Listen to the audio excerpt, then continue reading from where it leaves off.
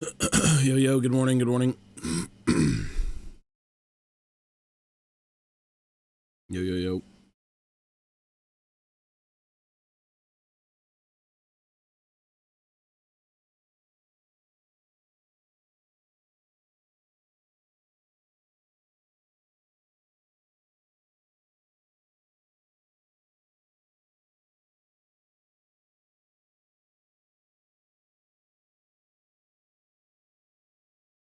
Tuberculoser.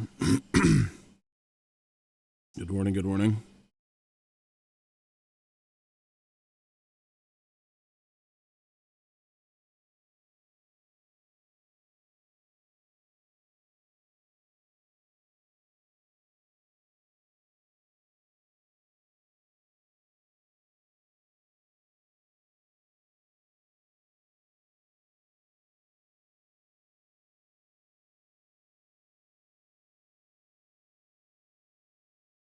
Yo, Tuberduck, thank you, man. I appreciate it, brother. Thank you. Sorry, my alerts are not even up right now. I had to restart everything. One sec. I'm just gonna make sure everything's working. Hang on.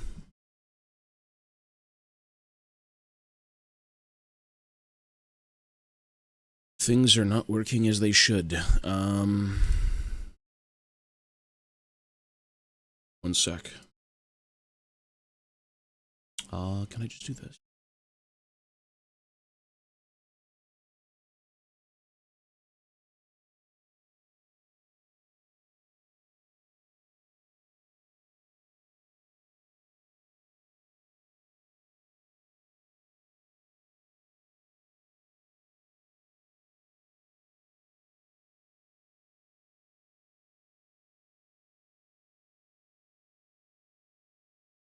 NG right, yo, buddy.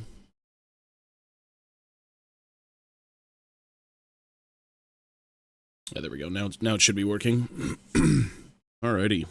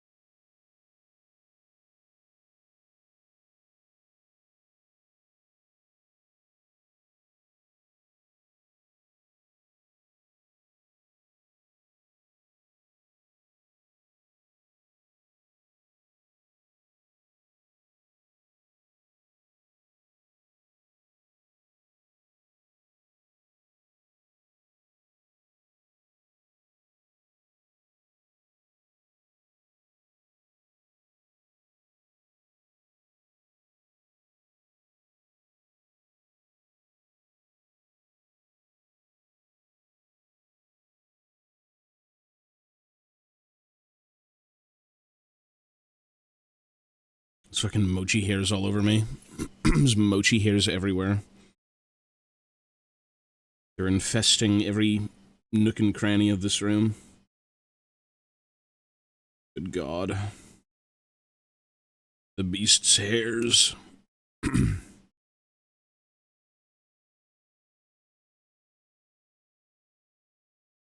Man.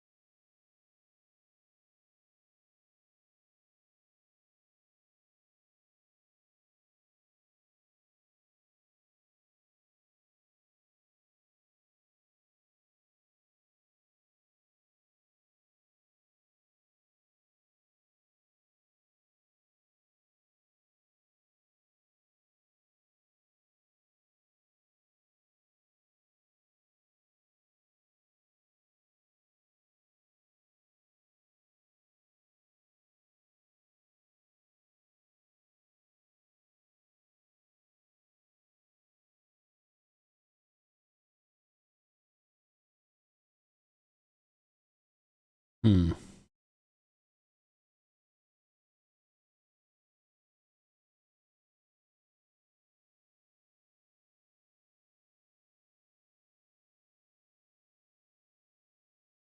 Well, there's Discords and stuff like that, man. You just gotta find the people who,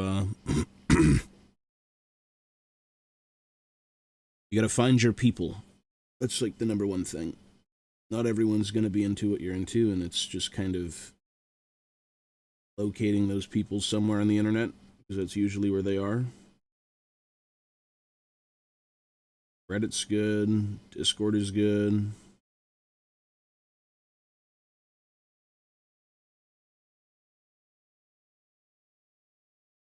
Might take a while, but you can find them.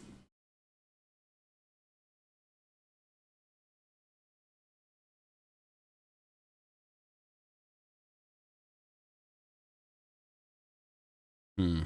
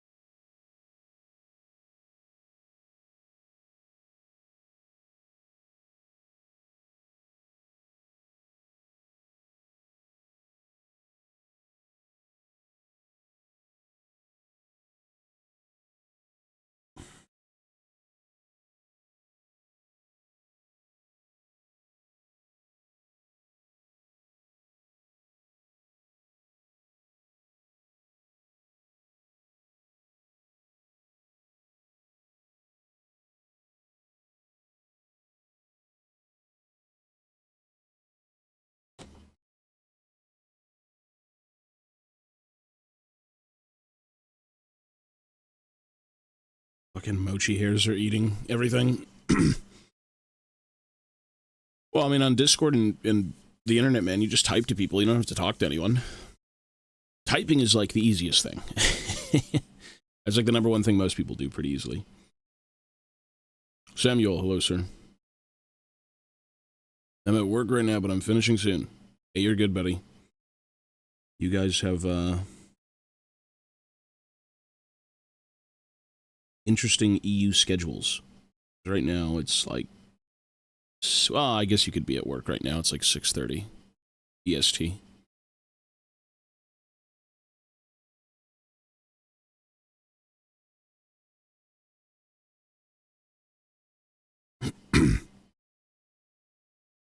This is not 3D printed, but most of them are, if you want to go that route. Hang on.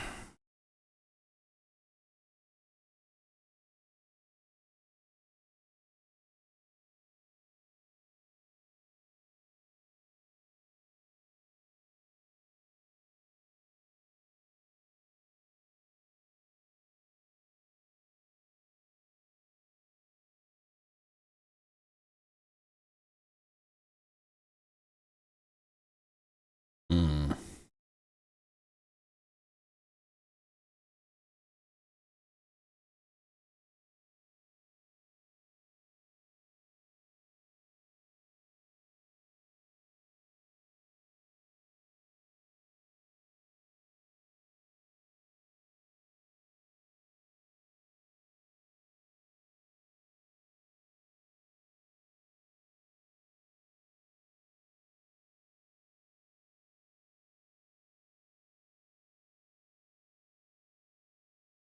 Hmm. Interesting. Oh, man.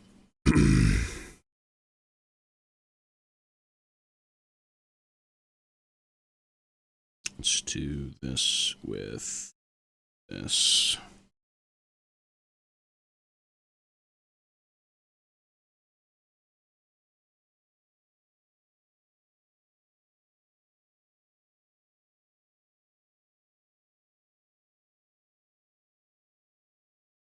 It's been over, yeah. I haven't played that DLC now.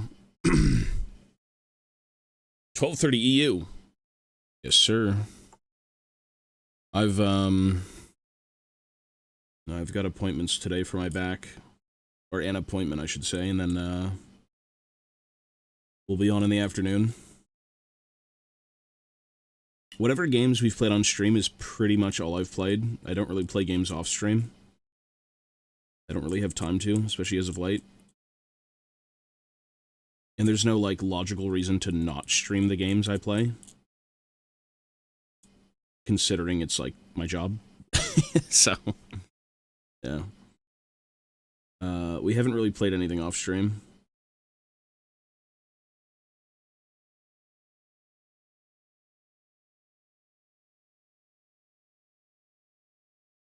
Currently, the Moria DLC is pretty good, though, from what I've heard. Or not from what I've heard, but what I've seen. New Fire Slayer leaks. Post them in the Discord.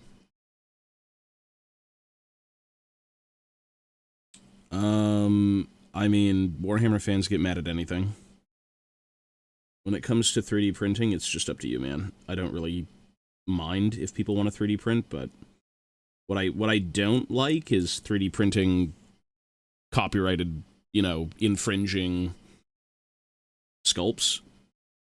That's a different story.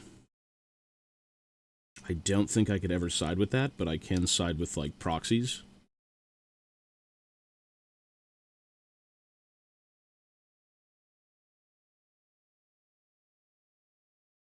There's nothing wrong with creating your own interpretation of something and then 3D printing it. Having, like, the actual files for miniatures that companies have put out is kind of weird. But I've got no problem with it otherwise. Yeah, I'll take a look.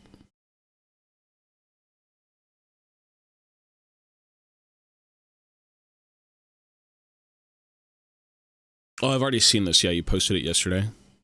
Well, I ended up getting the Chaos Dwarf book. And, yeah, those 4 gods are definitely mentioned. Gazul being, like, the interesting one of the 3.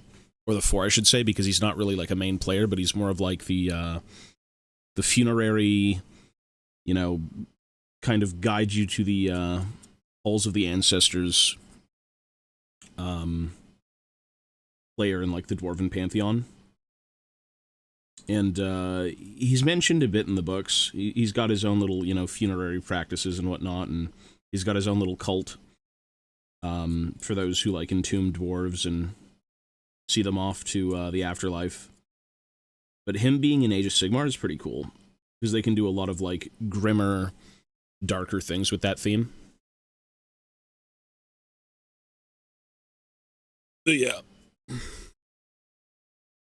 It'll be interesting for sure, because the Chaos Dwarf book kind of explains that, like, you know, Grimnir and Grungni, kind of, they're not really a fan of Hashut, so they, wanted to, kind of isolate him in his own little realm and belittle him and all this stuff, and then he kind of said, fuck this. You know, I'm kind of my own ancestor god. I don't really need to be, under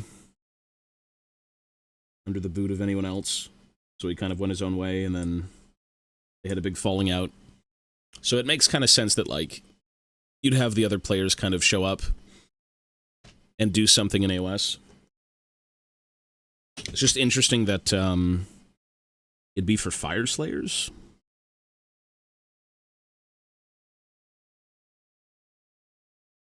Unless this isn't just Fire Slayer stuff. This is just, like, in general dwarf stuff. Which I think that might be the case. Hashut is the elder brother of Grimnir and Grungni. He's the eldest ancestor god, right? The oldest? At least from the Hellsmith book, which seemingly is correct. He gives them, corrupted tokens that kind of push them into, what's the word? It almost, like, twists their, I don't want to say ambitions, but like, you know, Grimnir gets even angrier. Grungni gets more destructive in his creations and stuff like that, so they kind of like shackle themselves to a mountain where then Sigmar finds them and saves them, but it's pretty much confirmed that he is an ancestor god, but more of a kind of twisted, corrupted take on them.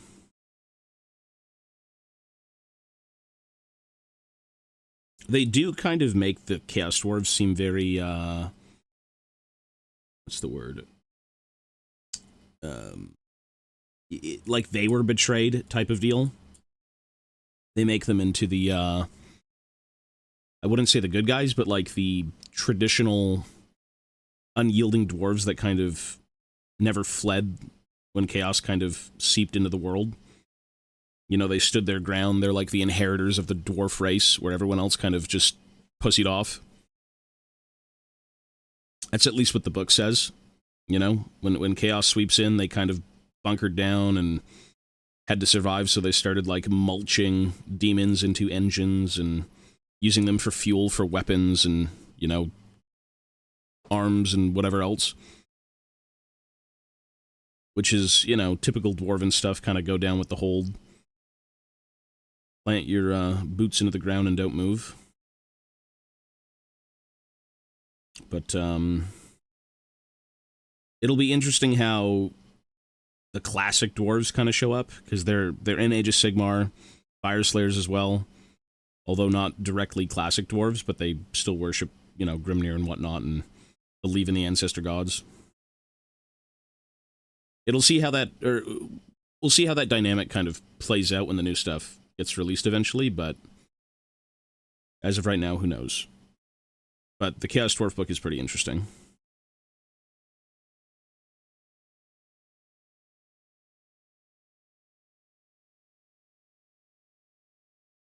Are they getting turned into the classic faction?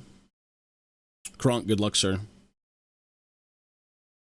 Good luck with that, buddy. The sympathy, yeah, they're supposed to be sympathetic. You're supposed to kind of side with, like, the Chaos Dwarves being, you know, the ones who never back down and kind of abandon their ancestral homes and, you know, in a way that is commendable. Like, most dwarves are kind of stubborn to the end. They'd rather kind of die in their holes than give ground.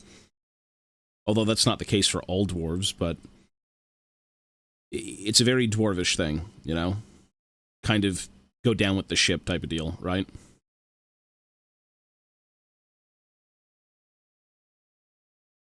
But,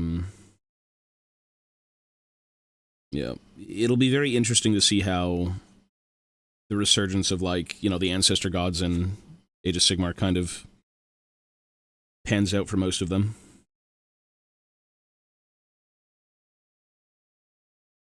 Especially Gazul. I want to see what they do with him. Because most of the Gazul stuff in AOS, or not AOS, sorry, in Fantasy was like, from memory, I think it was more of like a funerary procession, robes, and, you know, very somber entombing of, like, dwarves on the battlefield and stuff like that. So who knows how that's going to look in AOS.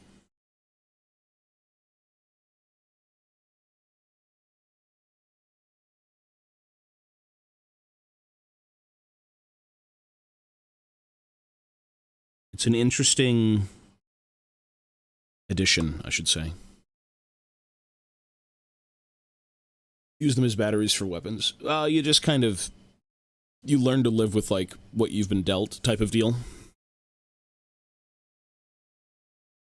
Instead of fading away into obscurity, they'd rather live and toil away with new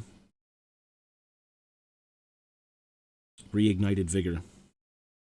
Like, we can make it. We just have to kind of use demons as fuel and, you know, give in to this new player Hashut.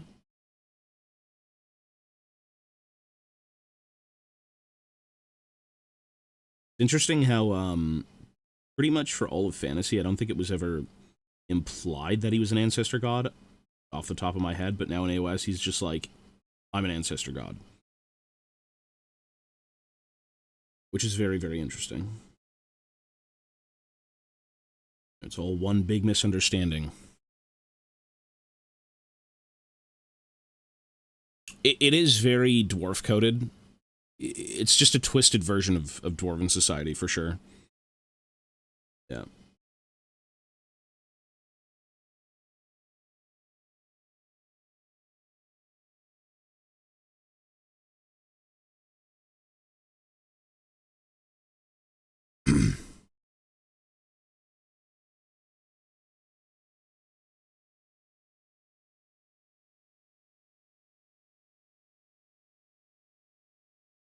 I'm not really in love with the miniature range because I just don't really care for Chaos Dwarves, but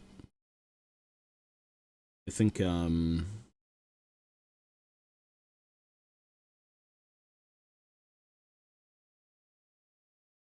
think we'll see what becomes of them in the late game with like the releases. Is that all you've got? You must have more! Played Halo Reach with 2 of my homies on heroic difficulty with some skulls. Half of our death went even from the enemies. It was us teeking each other when politely asking to hand over the DMR or shotgun. That's some old school stuff. Are you playing on the Master Chief Collection? It's Tarek, thank you, sir.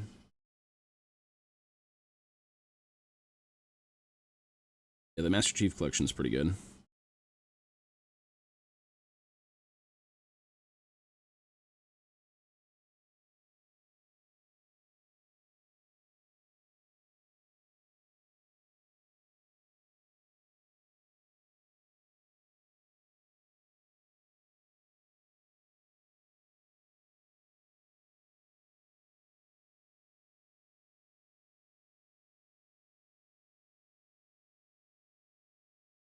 Hmm.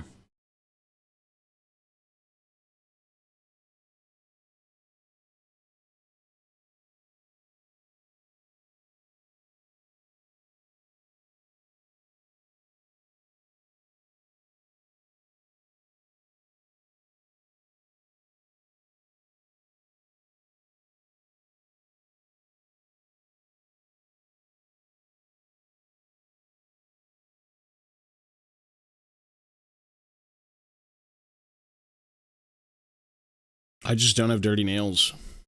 I don't pick my ass with my fingers.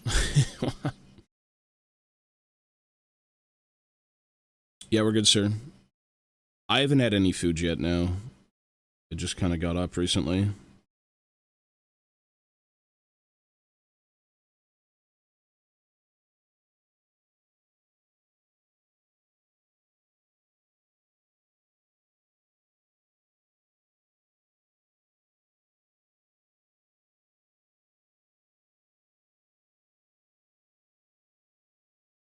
Wish there was a way to fix the stream lag, but it's just gonna keep lagging and there's nothing I can do about it. Unfortunately.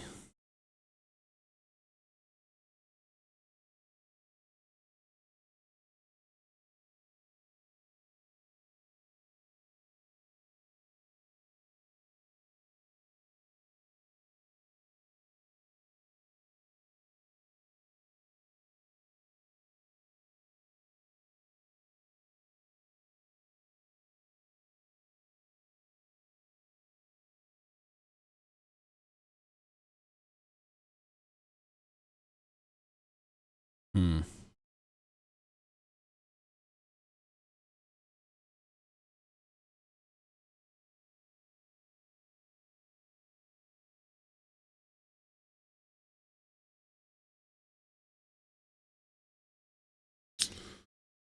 How am I gonna do this? Oh, the stream just stutters periodically. It's not like... It's not bad, but it just stutters. Like, for for a stream that has nothing going on screen that you don't technically need to watch, it's not terrible, but, like, if it was gaming, it'd be very noticeable.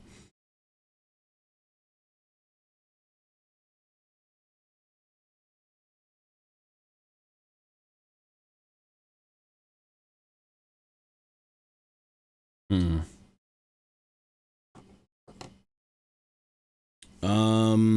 They brought back Burlock Damonson from, like, 4th edition. They brought out young Thorgrim and young Ungrim. So those are kind of the 3 players right now. The biggest one I think currently is Burlock, because he's actually doing something. Ungrim existing, Thorgrim existing, until the Council of, like, Kings, when Ulrichson comes back and gets mortally wounded, and then Thorgrim goes off and, like, you know, brings back the Norse dwarves and a bunch of relics. But Burlock currently is actually doing something, which could further the miniature range and, like, kind of what the dwarves are about, with their inventions.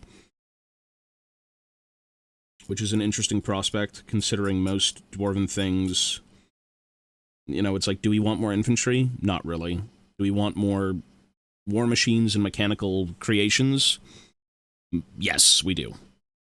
So that's kind of like Burlock's thing right now, is he's trying to reclaim an old settlement with, like, a prominent engineers guild.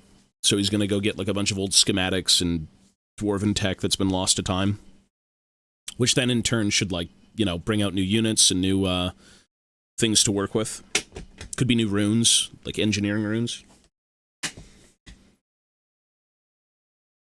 Yeah, it's an interesting prospect. But that's, like, the number one thing I think you want with dwarves, is just more of their ingenuity. More of their mechanical, technological prowess. Which is certainly something that does make them cool. Suggest at this channel. Ungrim is available, yeah. The problem with fantasy characters in general is they're just so expensive in points. It's hard to justify bringing them unless you're doing, like, a thematic list. Which you should be, because it's tabletop. Thematics are fun. Like, I think Ungrim is, like, what, 300 points?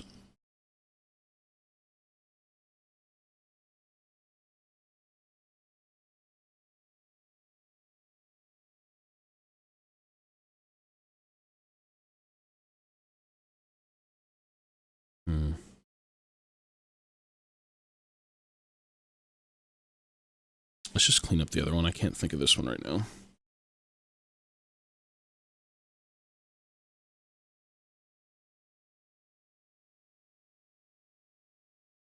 Well, 8th edition had, like, whatever we hit. There actually is a new unit for, like, Old World, and that was just kind of like a conversion thing for, like, the Expeditionary Force. So you have the only official new unit, like, war machine wise, is the Scout Gyrocopter. Technically the Goblin Hewer, that was not in 8th edition, but it was already out previously. You know, they can pretty much put whatever they want in. Like, a minor hold that was housing Engineers Guild relics, potentially, can be easily kind of shoehorned in. Most of the Dwarven Empire is kind of in ruins and completely lost to time. Like, only those who were there, or, you know, word of mouth, clan to clan, would kind of remember it, but reclaiming it is kind of their thing. So you could literally go into, like, any made-up new hold and say, hey, we've got, like, crank guns or something, which they do have, but some sort of crazy technology, which is, in my opinion, what dwarves need. You just gotta have more, kooky inventions.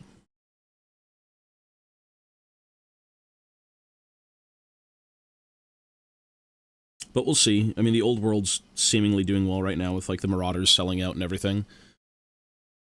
Yeah, hopefully it picks up. Because old world's awesome, but it's still not, like, a primary game, right? The only reason it's back is because of Total War, and then from that, it seemingly is doing well, but it's not like Age of Sigmar or 40k currently.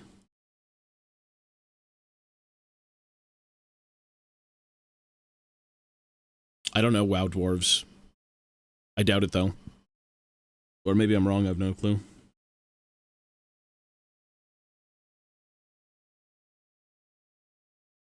I used to play WoW, but I never really got into the lore.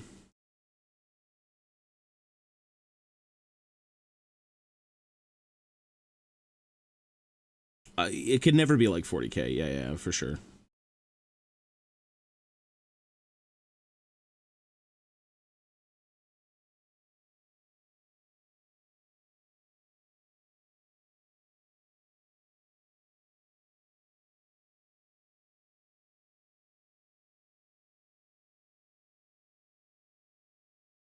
It doesn't need to be, though. I'm pretty happy with it if I can get, like, a game or two.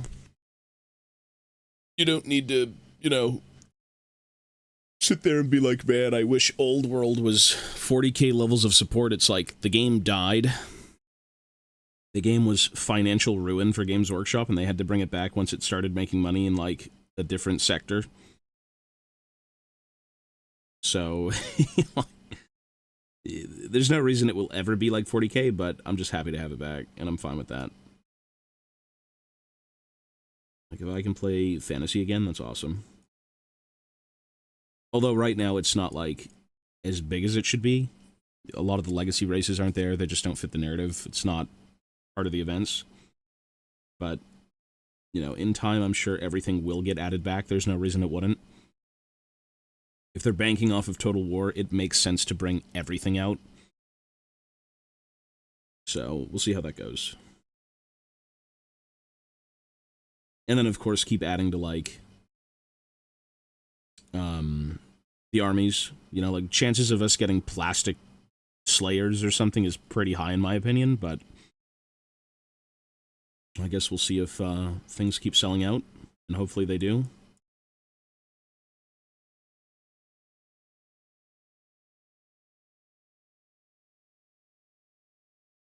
Kislev will be there, for sure. Nightingale, hello, buddy.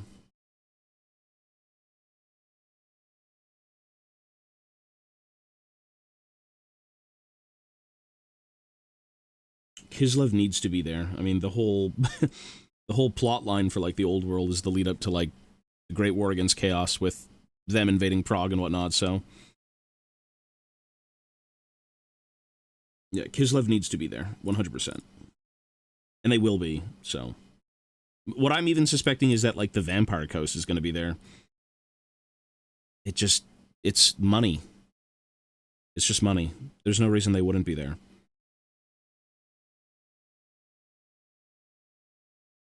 Everything you see in Total War has a pretty big chance of making it back into, like, the Old World. And even though I'm not really going to be buying it, because I'm, like, dwarf-coded for life, it's amazing to see that, like, Warhammer Fantasy could ever even have a chance at life again. And chances are, once they bring back Kislev, they're going to do reprints of, like, Boris and all those guys from, I think, like, what, 5th edition, 6th edition? It's not 5th, it's 6th. Which is insane, because those models are, like, really rare. So,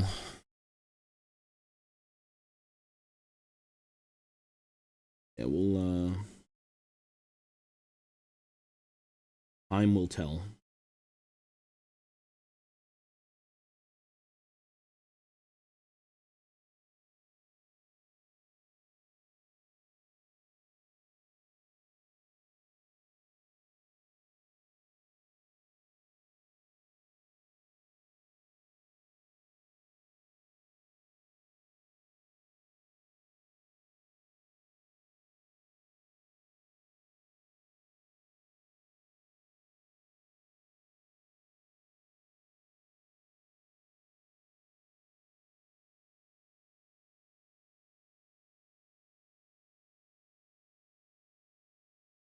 Yo.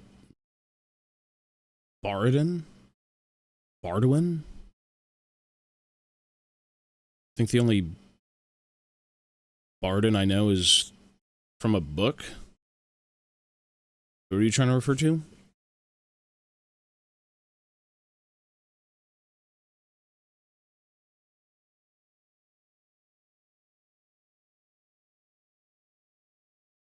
They're basically filling in parts of the lore. Like, not every period of Warhammer Fantasy was kind of explored in-game. There's just too much of it. And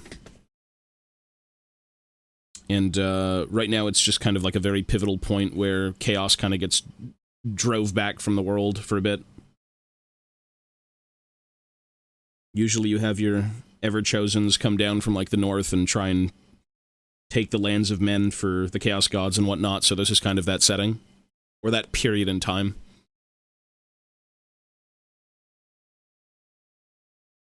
Bardwin.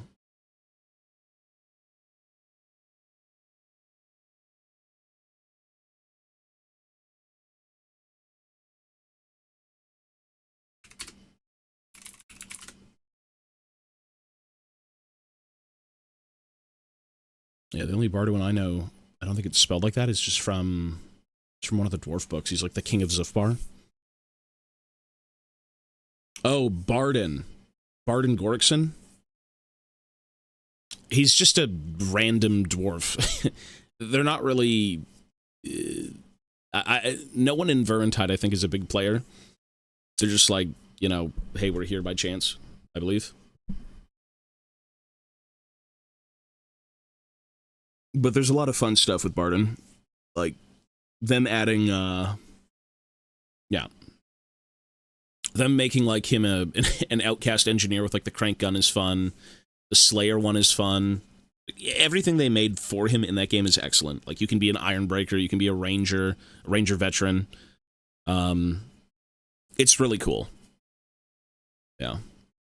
They're not, like, big players.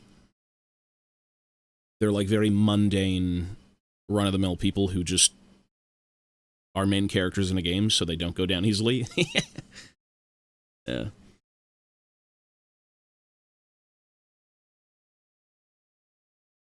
Who would have thought that one day we'd get like a Warhammer Fantasy Left 4 Dead clone, which is kind of fun. Magnus should get a model, yeah, for sure. As of our Cool should get a model. I mean, again, the sky's the limit with like Old World and kind of the narrative. If it makes money, if they ever get to that event, the problem is that that's kind of the final step in the timeline before it, you know, takes off into 8th-ish edition. Even 7th edition, actually, right? I don't know if they'll ever get to that event. Because, like, what would be after that type of deal, you know? Yeah, but who knows? They could literally go back through time and just start pulling people from, like, any era, give them a new update.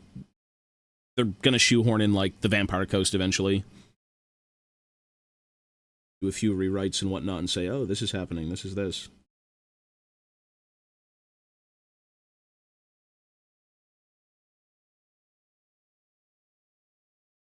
It's like, for whatever reason, when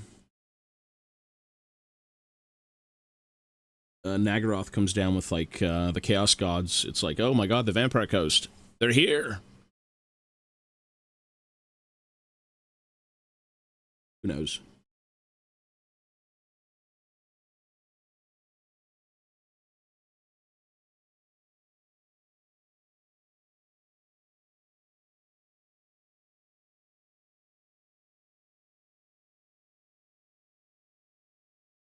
My biggest concern is doing individual characters and then kind of pricing them at, like, what we're currently getting them at.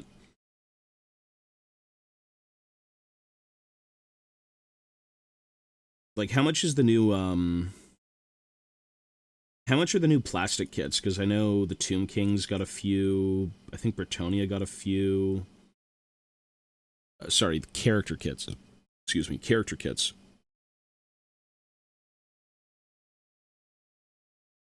Because the characters are, you know, the miniatures are always going to be like, what, around $100 per box, but the characters should be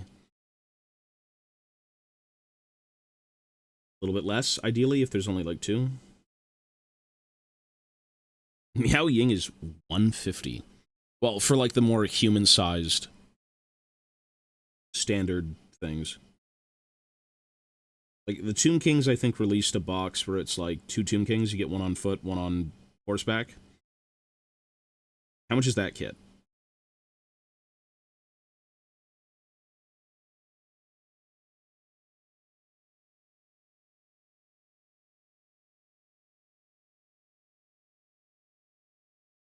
I think Miao Ying is more of a extreme example. 53.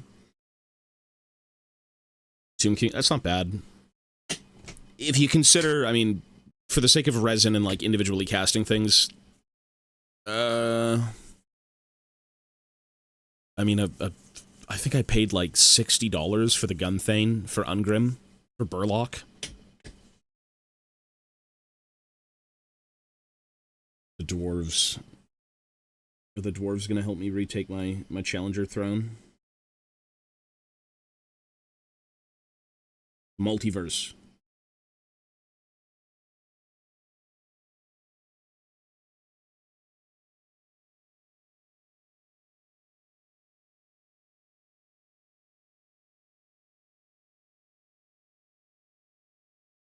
the multiverse timeline.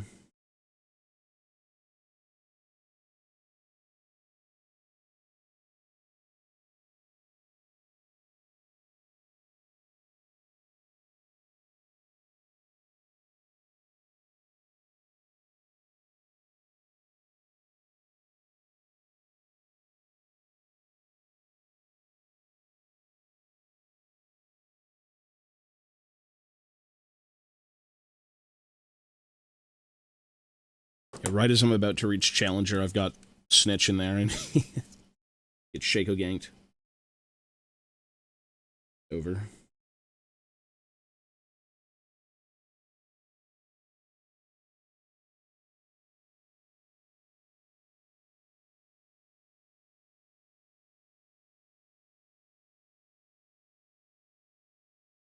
He didn't really have any sort of ceremonious death. What he did to Queek was pretty cool for Belagar, but like after that it was just kind of okay.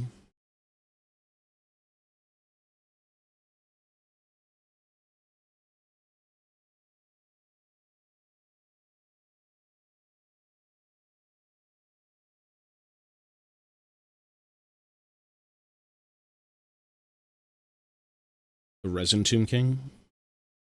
Maybe it's just out of stock right now. Yeah, you paint them.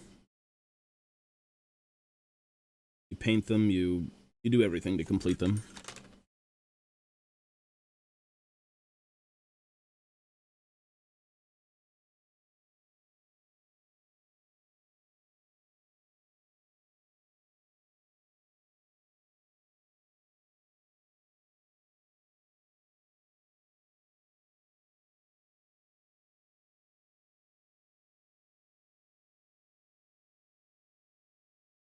I mean, the biggest problem with those resin minis is the price, because they look pretty good. I think the scale for some of them is a bit off. It's not the same, like, design philosophy. They're a little bit more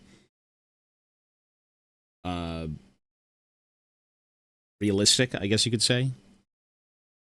You know, like the new Burlock looks pretty elongated. Looks more dwarvish, I suppose, like proportion-wise. Ungrim, same thing. They look good, but they're very expensive. You know, like getting a character for like $60 and he's the size of your thumb is kind of nuts. Yeah, hello folks. Good morning, good morning. But you only need one of them, so it's not so bad, I suppose. You don't have to have like an army of Ungrims. Thankfully.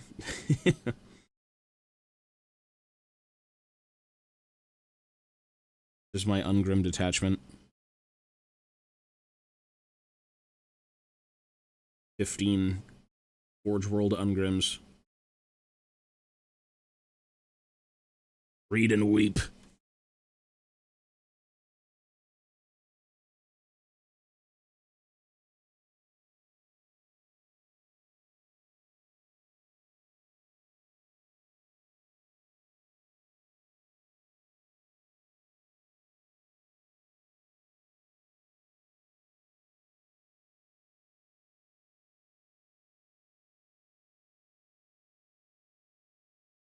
These are... But you do kind of have to just whittle away at these things for a very long time. Or you don't have to at all, and it's not that big of a deal.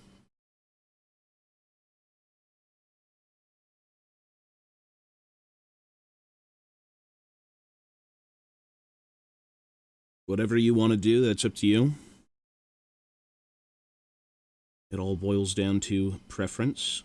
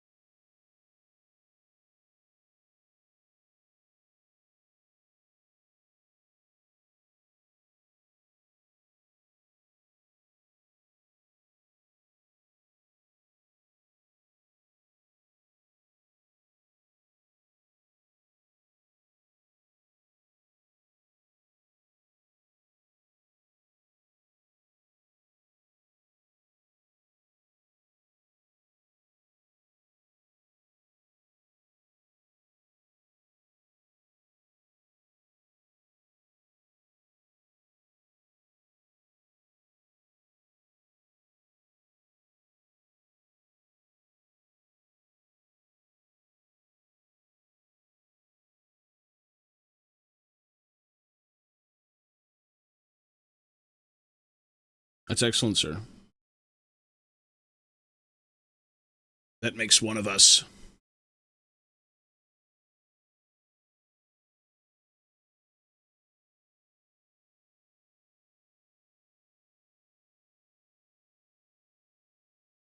You're good. I can still understand you. You're good. The beauty of the internet is that you don't need to say anything. You can just type. And you can type like a trilobite and it'd still get through. Mostly.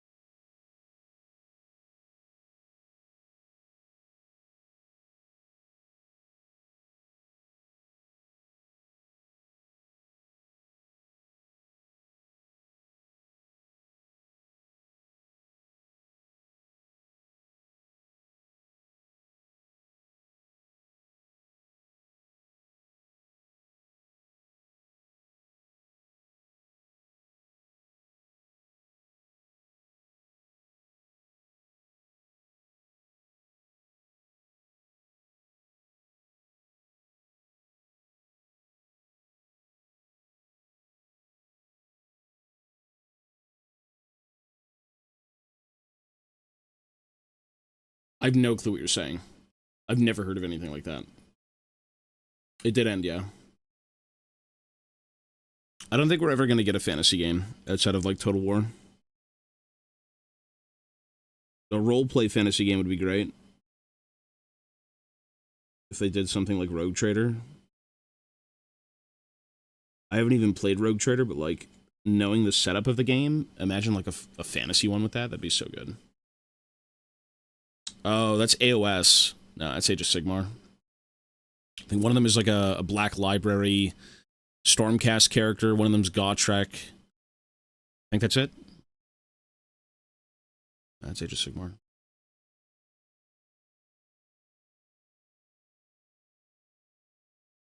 Why would they ever produce a fantasy game outside of, like, Total War? Total War was their first step into, like, healing. Maybe they'll do it. Although I should say, why would they even produce Age of Sigmar games, considering I feel like Age of Sigmar is not, at least in the gaming sphere or anything outside of tabletop, as popular. Age of Sigmar, I think, is their final frontier. They need to kind of, like, they gotta figure out what to do with that, for sure.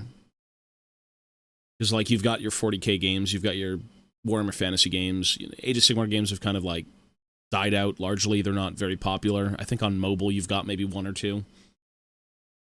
They tried the AOS game with, like, the Night Haunt and the Stormcast and, like, the Cruel Boys and stuff. It didn't really get too far. Yeah. They need to try again, for sure. It's their flagship fantasy game. It's no longer Warhammer Fantasy, right? So, like, it makes sense to kind of give it a chance.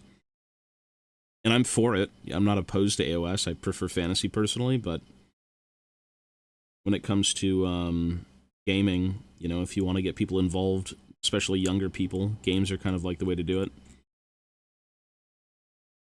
Most of the old folks are just like, yeah, I've got some money, let me just do the miniatures and books. But a lot of the younger people who just want to play games, that's their entry into, like, the universe. Which is what happened to Warhammer Fantasy, right? Because Fantasy was pretty much dead, and then a game came out that, like, reignited everyone's flame, or brought, you know, new flames to bear, and it's like, man, this shit is awesome. Like it always has been. It's always been awesome.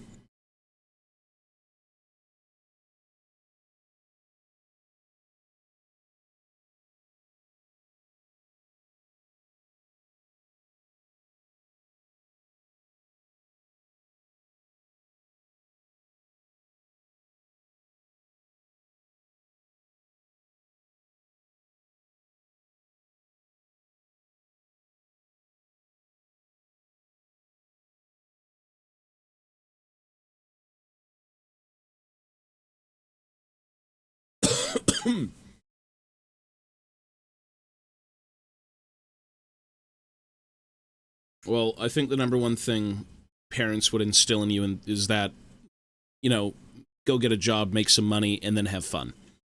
Because I think a lot of people tend to try and have fun before they make a living. Which is maybe what they might be saying. You know, you can't really... I think back in the day, it would have been infinitely harder to kind of make stuff like content creation work. It just wasn't really that big.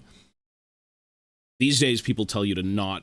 You know, my grandfather would always say, like, you know, after school, go get a job. After school, go think about going back to, like, you know, college or university, whatever.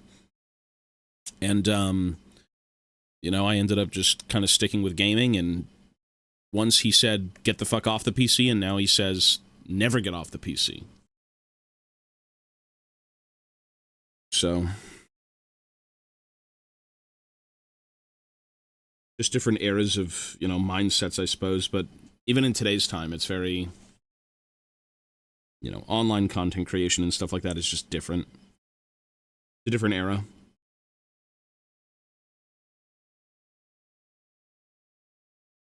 Like, you should never really give up on your hobbies and things that make you fun, but you do have to pay bills. Like, first and foremost, living a life and then having fun.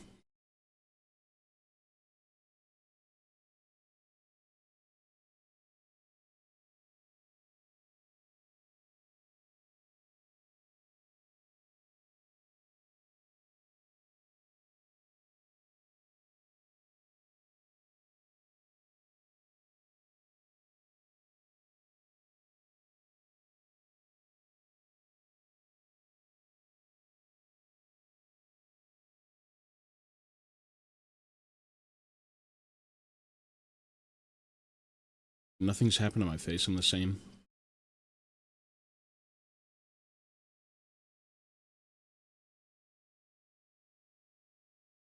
Well, if you're still complaining about Age of Sigmar today, it's just pointless. It's just illogical. Age of Sigmar came from a business decision, not like, man, we don't like fantasy, let's kill it. It's straight up, we weren't making money and we're a business and we have to make money. Which is like the most logical thing, but how they handled it maybe could have been better, obviously. I'm not salty about fantasy anymore. I think initially I was when I had to like play Age of Sigmar compared to like fantasy battles, but the fact that we have everything now, I mean, this is like... This is the best time to be a Warhammer fan. You've got Age of Sigmar, and you have fantasy, and you have 40k, and you've got Necromunda, Blood Bowl, everything. Chances are, if fantasy does well, Mordheim's gonna come out, maybe. When's the last time Mordheim's been out? You know? It's, I think most people have moved on from, like, the AOS hate. I certainly have. I'm hyped to see Age of Sigmar stuff. Like, I can still play fantasy now, but then enjoy the new dwarf stuff in AOS. It's great. And it is still connected, right? It's not like Age of Sigmar completely destroyed everything that fantasy was, which, in a sense, it did, you could say, but the lore continues, you know? It's cool to see the world that was kind of reshaped and the gods still around and, you know, dealing with what became a fantasy.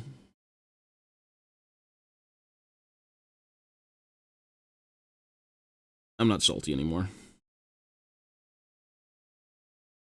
And Age of Sigmar is such an easy game to play. You just kind of throw dice and not think. What's wrong?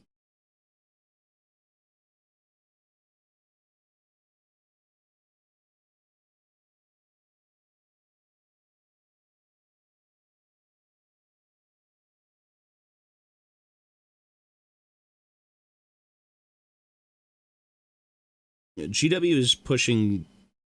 Well, Warhammer is 100% in the mainstream. With Space Marine, with Warhammer Total War, with, like, the Netflix episode, the Henry Cavill, like, supposed, you know, series coming out eventually. You can find Warhammer in Walmart. You've got McFarlane action figures, you've got a partnership with, like, What a Workshop. You can walk into a Games Workshop and buy slippers. Like, they're basically hitting every market. which is what they should have done a while ago, but I think, you know, there's no better time than now. Rangers, oh, did they go down 2 points? Rangers are so good. Rangers, I think, in Old World compared to, like, Fantasy, got much better. Like, getting +1 ballistic skill is nuts. Yeah. I wasn't really planning on using Rangers, even though they're really good, but we'll see.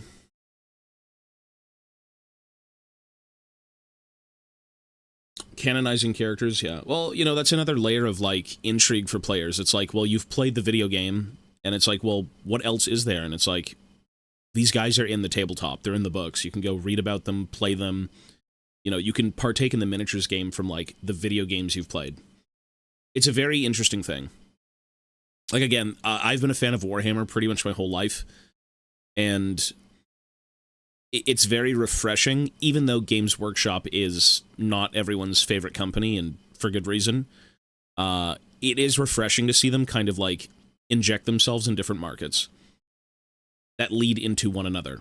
You know, like, again, imagine walking into Walmart and seeing Warhammer.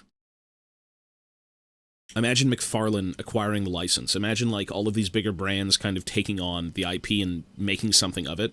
Like, Joy Toy is amazing. I don't buy any Joy Toy, but, like, the quality of figure is insane.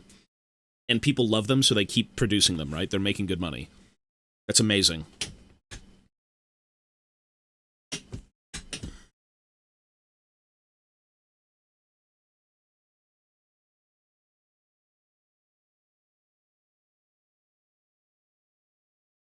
And we get new dwarves. So, you know, win-win. Threaten backliners. I was just going to march a 20 block of, like, shielded dwarf warriors with static res banners up the field. For, like, 200 points. It's not, like, the best thing for Expeditionary Force, because you don't get, you know, cheeky shooting or anything, but who knows.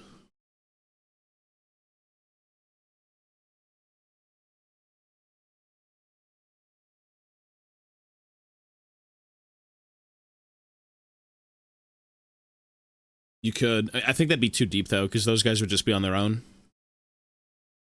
They'd literally be, like, in the middle of bumfuck nowhere. The goal of their... When I was thinking about it, I'm like... Usually how dwarves deploy, at least from what I've seen, is... One flank is just, like, shooting. The other flank is your big blocks of infantry. If you play that route, usually it's more of, like, the Grand Army scheme. I was gonna just... you know, potentially try to march the block up the middle of the field, or, you know, place it left or right flank and then have, like, the big gun line on the other side. But who knows? I haven't played. It's only going to be once I actually play the game and can test things out still.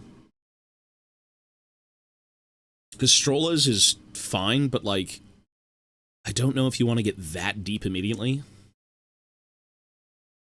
And then you lose your combat res banner, like, for +1.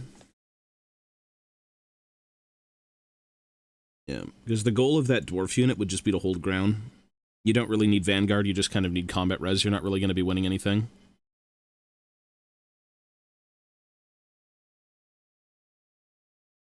But who knows, there's a million different strategies.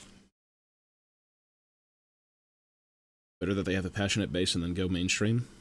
Oh, they've had a very passionate base for a long time, but it's now very toxic. Every fandom has its people, but, like, Warhammer is very vocal. I just like the hobby. I like the books. I like the art. I like my nostalgia. I don't think much of the company. I think more of, like, the memories, you know? And everything I grew up with.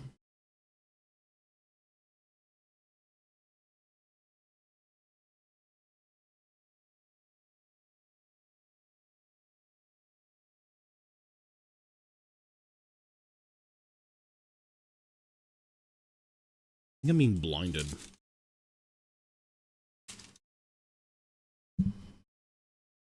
There we go. Oh, it's a lot of, like... The Warhammer fandom is very, like, well, actually, when it comes to pretty much anything. Sometimes you just want to have fun. You don't want to think. And there's nothing wrong with that. It's just been around for so long that it's kind of garnered a very, like, hardcore player base. Or fan base, I should say. And rightfully so. I mean, Warhammer's amazing.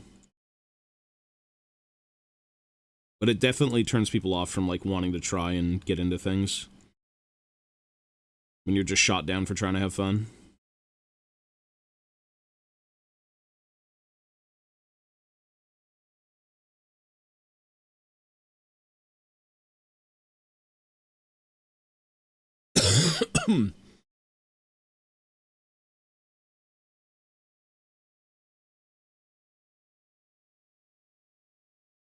It's like, actually, in book 3750 of the Horus Heresy, Space Marines have 4 nipples.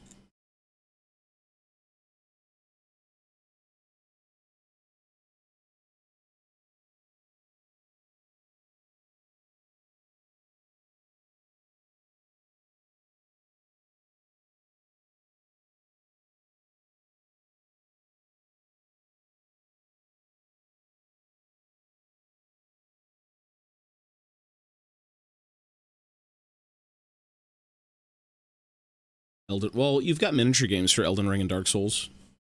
They're around.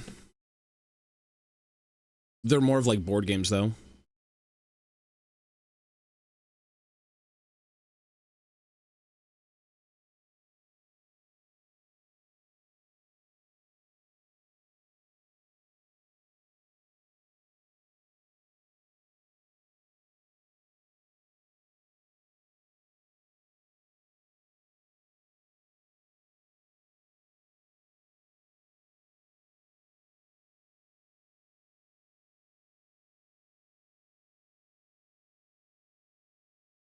Is that all you've got? You must have more.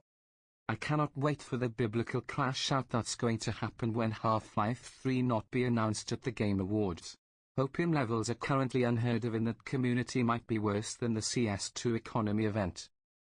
Hey, Tarek, thank you, sir. When is that event? When is, when's the Game Awards?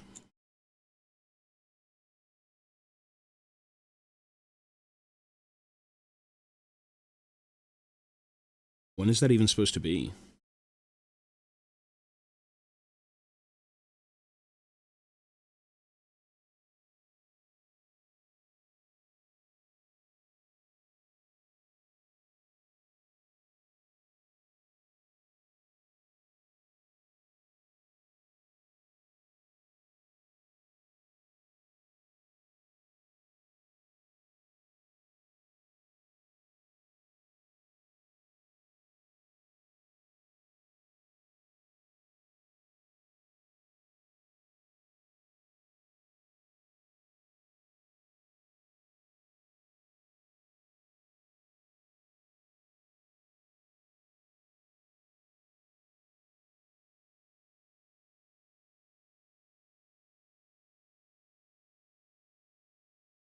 December 11th, yeah.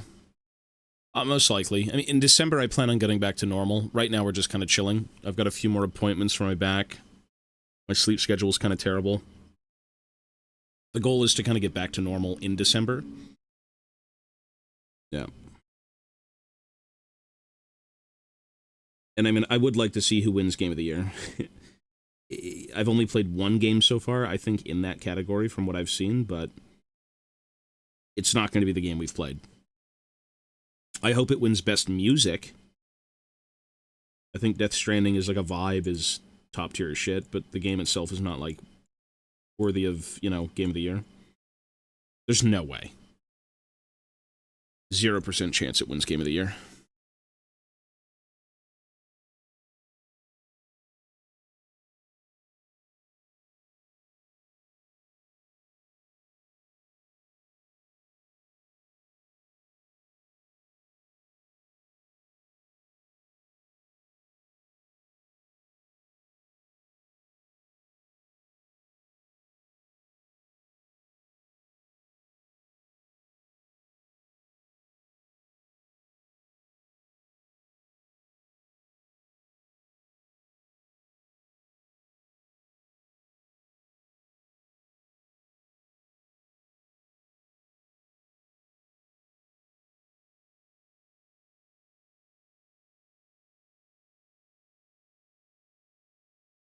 Claire will... I mean, I haven't played that game, but I heard it was really good.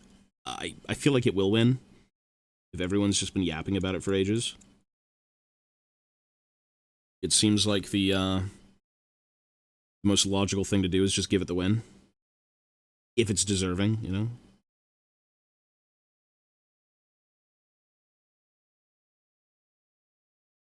Did Red Dead Redemption win Game of the Year? When it came out?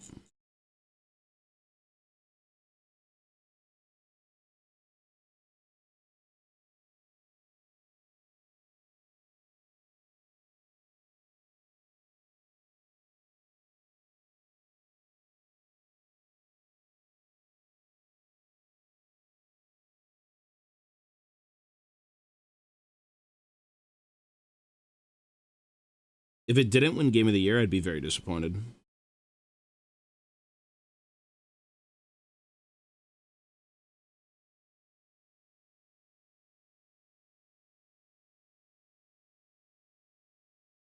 Like, that is demonic in nature.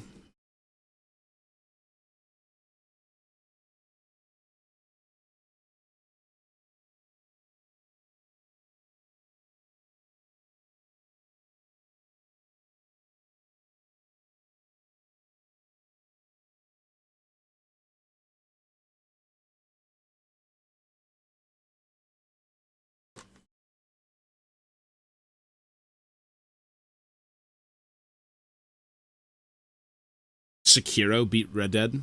Sekiro was very good, though, to be fair. I feel like more people would probably enjoy Sekiro aesthetically.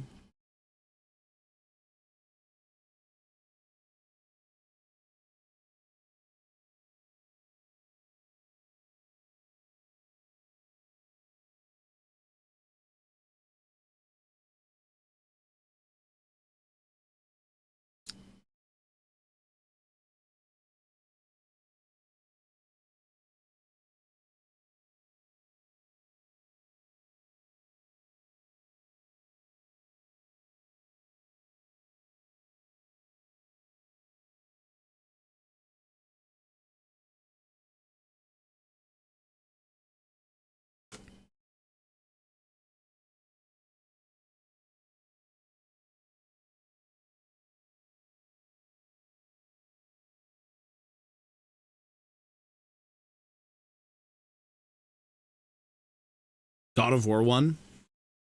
Oh. Well, I mean, Red Dead's narrative is... It's not, like, profound, but it's just very emotional. It's not like, oh my god. Betrayal. Redemption.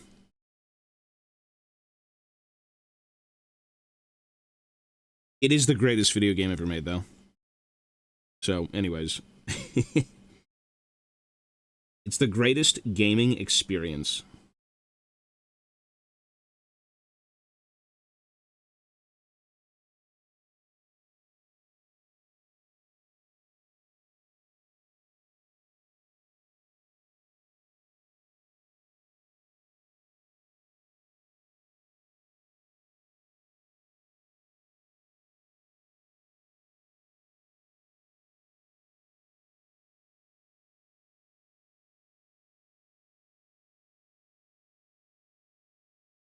It is lovely.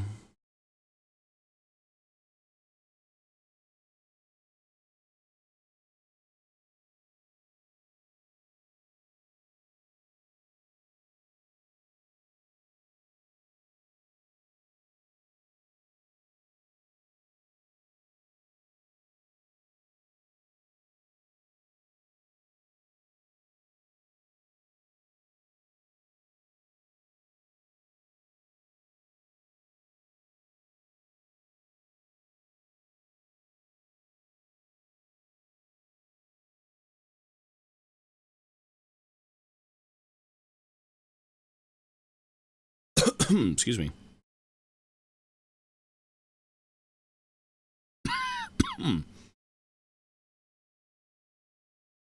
Black Lung. Yeah, this should be good.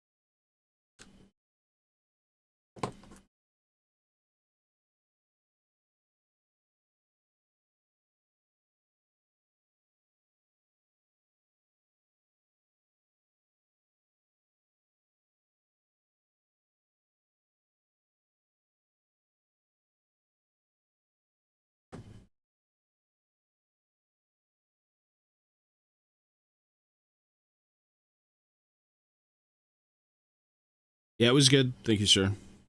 It was something we'll be talking about probably before December. I'd like to do a stream where we just kind of go over everything.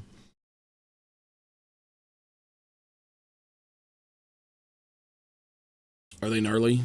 The these the old world, well, I guess you could say Warhammer Fantasy. The mold lines are pretty egregious. I think they've always been that way. It's just, I guess the technology wasn't really there yet, but, you know, they give you a sense of accomplishment when you do actually finish them at least, which is fun. I feel like with how simplistic the old kits are, and then you've got, like, the ball-jointed arms and whatnot, even if the mold lines are pretty egregious, you still get to do more with them. You know, the new kits are all kind of like mono-posed, push-fit-ish. Not all of them, but it feels like there's a little bit more modularity with these that, like, with a bit more work could be pretty fun to work with. But the mold lines are bad, yeah, for sure. I don't mind scraping, though.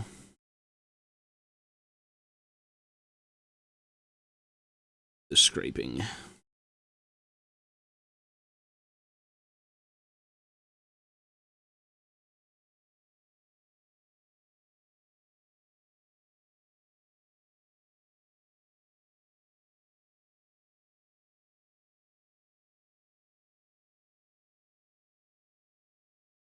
I'm so used to these kits at this point that, like, it's just second nature to get inch-thick mold lines. You just make the most of them.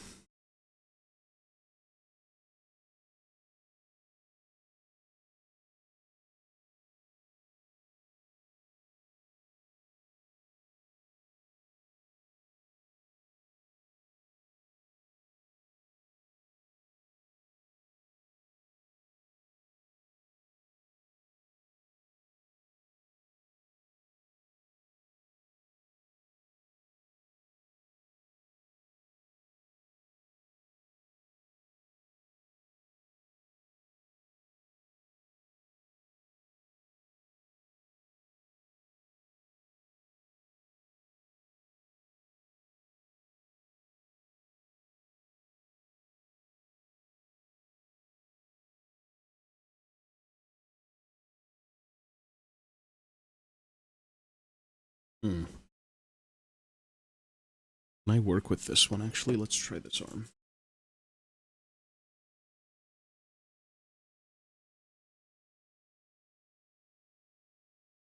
Let's try this one.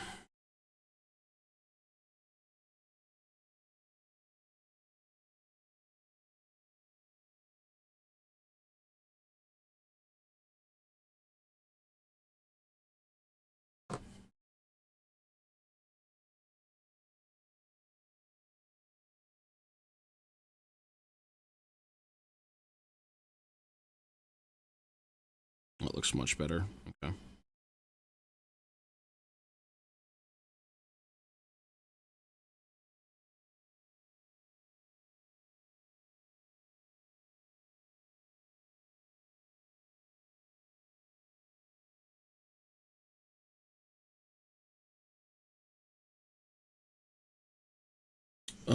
First gen of the Orc Boy plastics. Which edition are you talking about? Like the really old fantasy, oh god, like what would that be? First or the fucking big it's the ones with like the pull-up lids. I forgot what edition that was. Anything from like what? 1 through 3? I don't think first edition, but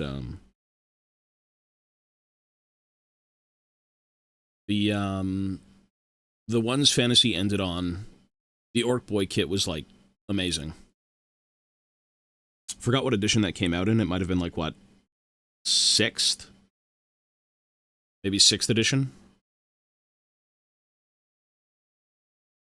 The older big Fantasy like battalion infantry boxes, whatever you'd want to call them. Those, I think, had like the monopose ones.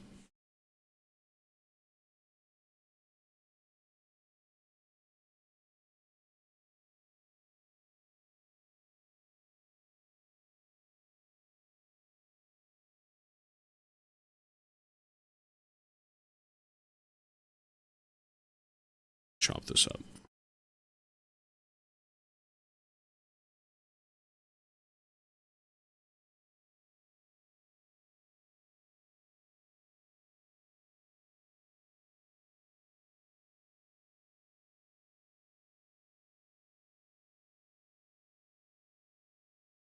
Oh, 40K boys.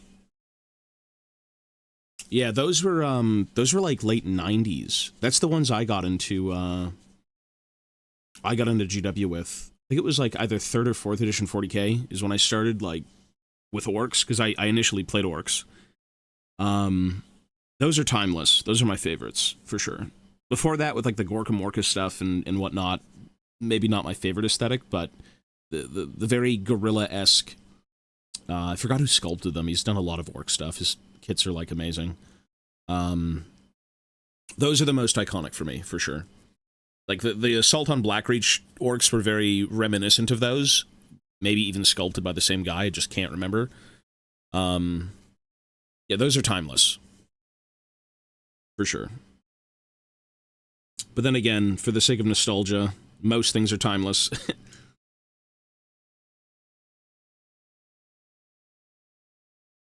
And you've got your little rose-tinted glasses on. Might be Kev Adams. I don't know my 40K sculptors like I do my fantasy ones these days. But that era of orcs was like perfection. Like the metal knobs, the war bosses, Gaz, the cans. All the cans are amazing. The boys. You know, the Gorka Morka, like, trucks needed an update. Those weren't my favorites. The war tracks as well. Some of those were just a little bit too old for me, which I did have them because they came in, like, the Battle Force at the time. But that era of, like, sculpting, I'd say, what, around 3rd or 4th edition, something like that. The Mega Knobs were great. You could only get one in a blister, but they were good, you know? Thought you had a brother. We've been on this channel for a few years. We haven't streamed on it in the last year, but we've been here.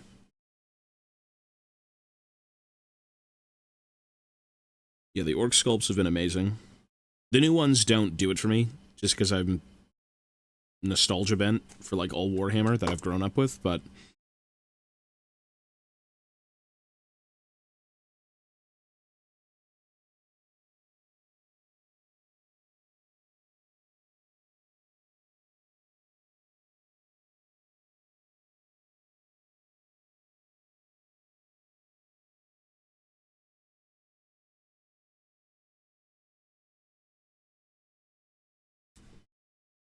yeah, the metal knobs are great. Everything around that time was just like perfection.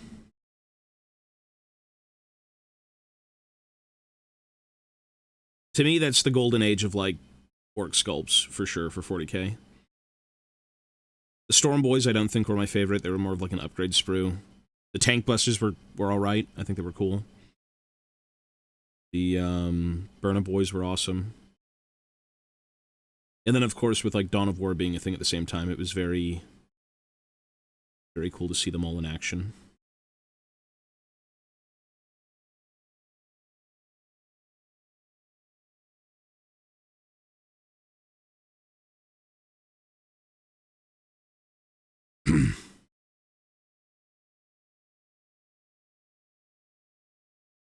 Oh, aesthetic choice, regardless of like nostalgia or not, is certainly a thing. Everyone likes their preferred look of sculpts and whatnot, despite nostalgia or not.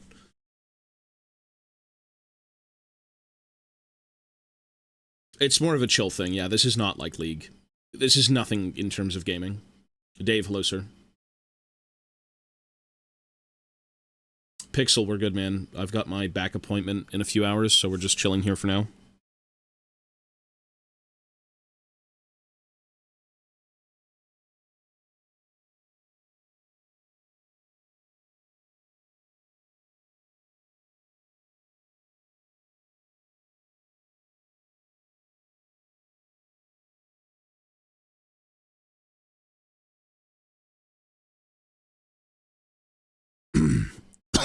Excuse me. The number one thing I'm hoping for is that this made-to-order stuff just kind of brings back a lot of those old things that typically made-to-order does, but in terms of what you get, it's just up in the air. It's like they may have brought back the old orc sculpts or the old guard sculpts or anything like that, but I can't remember.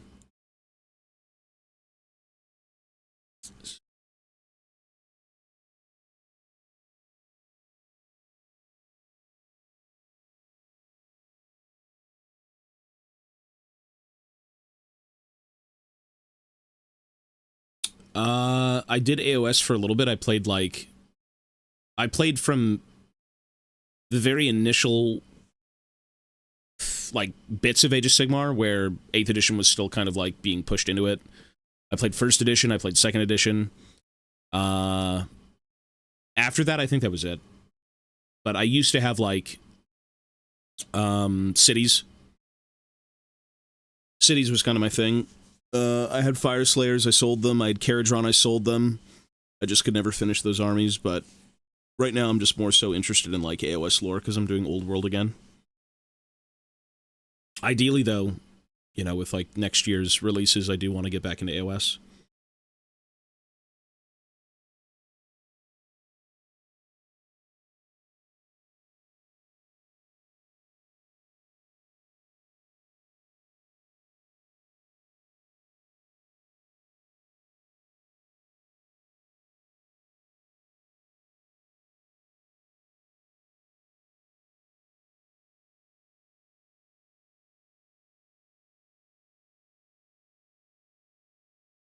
I recently picked up the only AOS stuff that I've got recently was, like, the Hellsmith book and then the weird Fire Slayer plushie, which is very strange looking, but it's fun.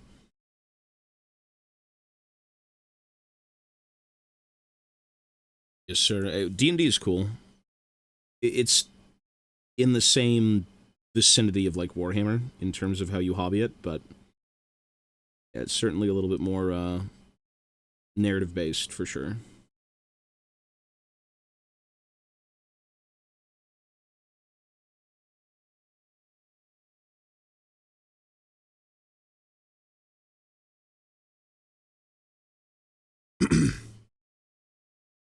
Made to order is very expensive, yeah. I personally don't support recasting, but I know people who want to get the sculpts and they're infinitely cheaper, so, you know, it's up to the person, but the older sculpts are very expensive, yeah. They're, in a perfect world, Games Workshop releases everything for, like, reasonable prices, you know? If you went through, like, the catalog of GW from, like, the early 2000s, late 90s, just whatever it may be, right? And you could have that all be purchasable for a reasonable price, that'd be amazing. Everyone's got their own little era of sculpts.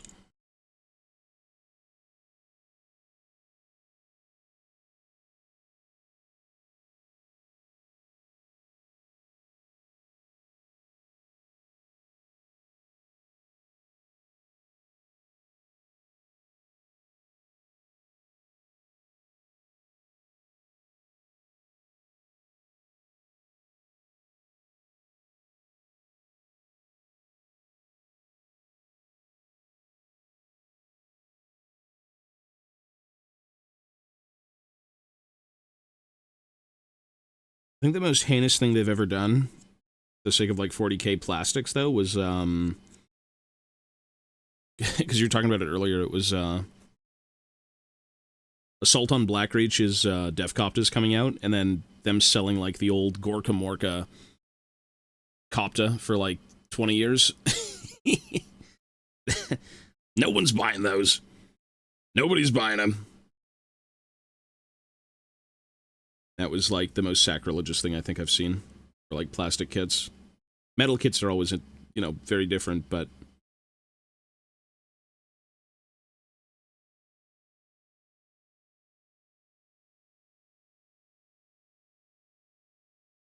yeah, it's very Very bizarre.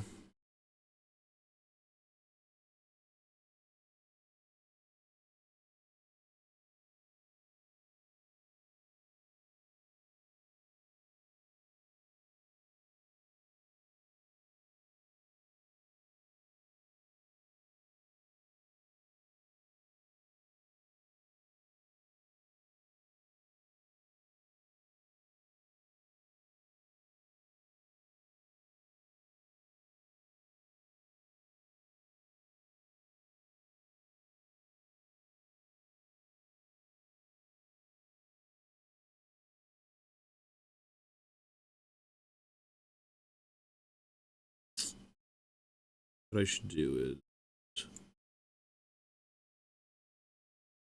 is sprue goo this, to be honest. I haven't sprue gooed in like ages though. Is this even usable still? Oh yeah, it is. Stinky. Ugh. British food.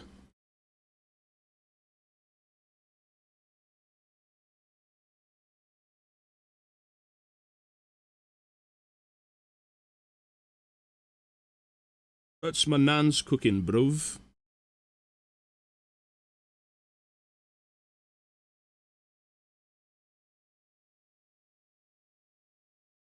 Fucking rank.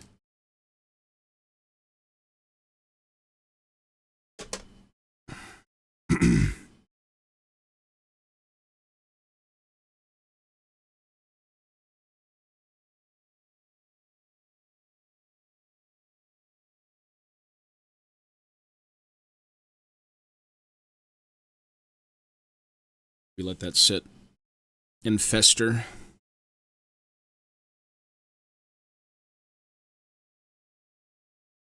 I'm not going to do Goblin Green now. Mike, hello, sir. It's getting better. It's healing slowly. I'd say we're at like, well, I wouldn't even say slowly. We're pretty much at like 90% right now. I should be getting up actually and taking a 2-minute break, so let's do that right now. But I'm not going to go with the green bases now. I'm just going to do probably black. Or maybe just do brown. Leave it clean.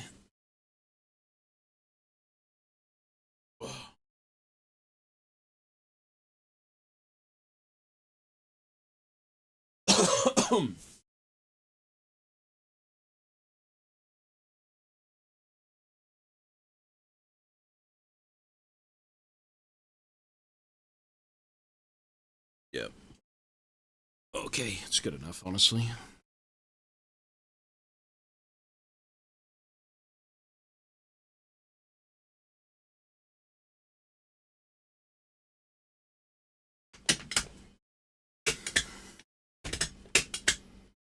Okay.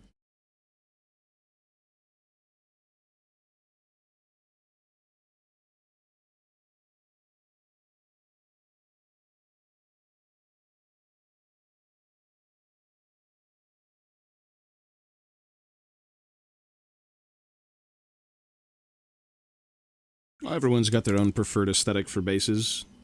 I kind of like the black, clean look, but I mean, for nostalgia's sake, you could do green, you could do brown for like the later editions. When I first got into it, it was green.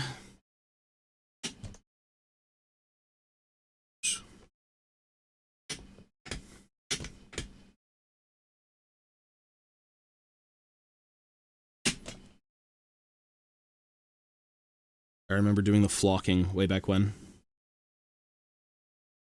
The good old green flocking.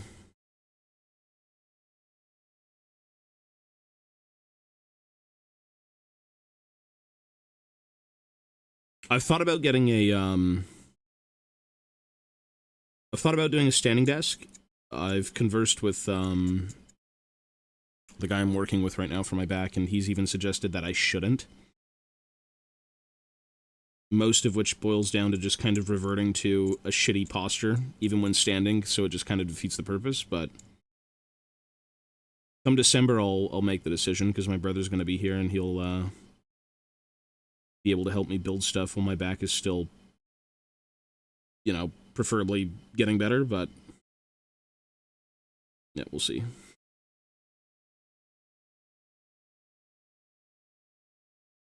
They're not that expensive. You could technically buy a box of Warhammer and a book for the price of a standing desk, which is insane. Yeah, black bases look clean. They definitely do.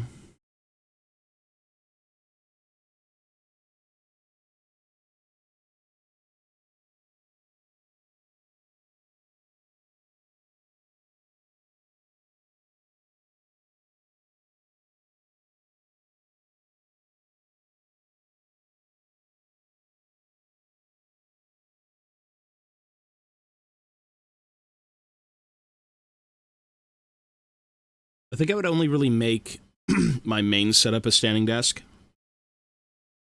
Not this Warhammer one, but who knows.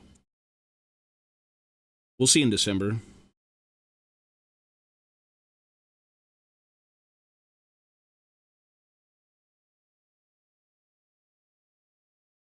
You pretty much always have to remind yourself that, like, your posture is getting fucked up.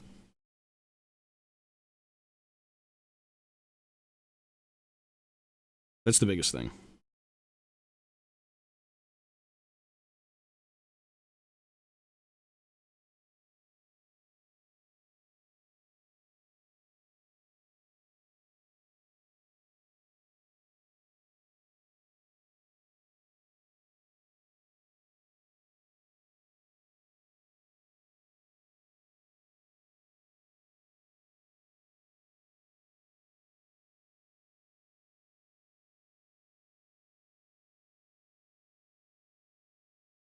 I mean, at least the one thing I am doing, though, is getting up after, like, every hour and kind of moving. And staying limber. That's, like, the biggest thing.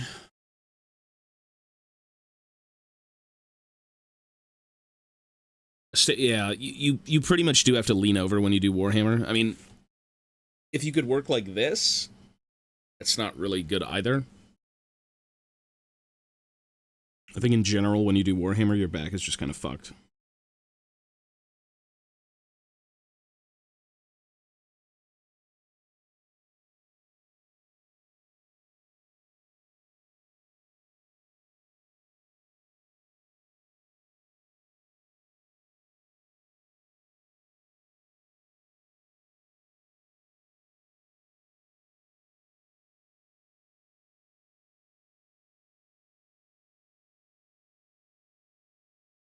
How big is the cartridges? Let's take a look at the cartridges.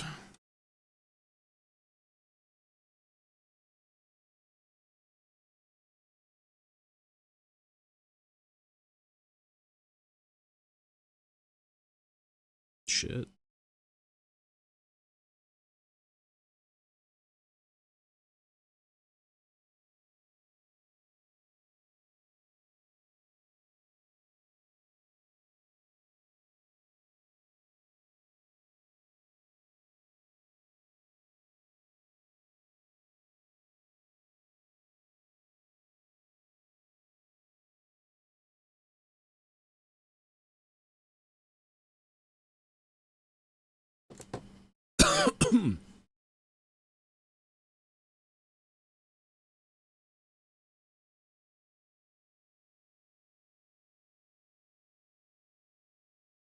Yeah, you know, getting out and doing stuff is certainly good.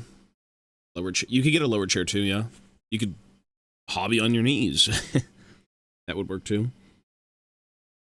You just gotta remind yourself to get out there and do stuff.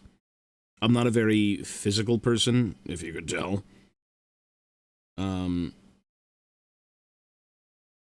So yeah, just kind of remembering what I'm supposed to be doing every hour is, lovely.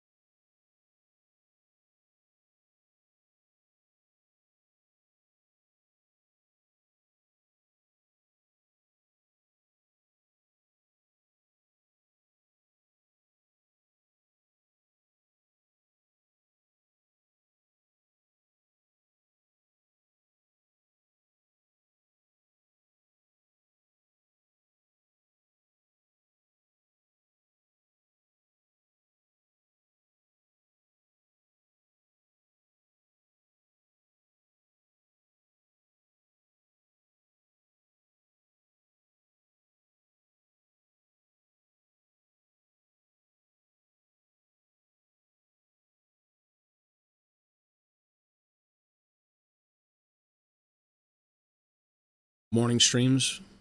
Yeah, I think just to wake up, I don't mind doing this, and then maybe doing League at like noon and stuff like that. It might be a bit better anyways. Because I figured I'd do this stream before bed, but it may be better to just do it before League. Like when I wake up to chill.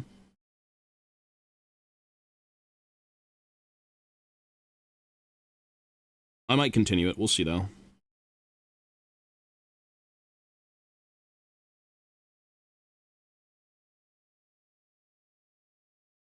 Everyone needs some background noise. BGM is lovely.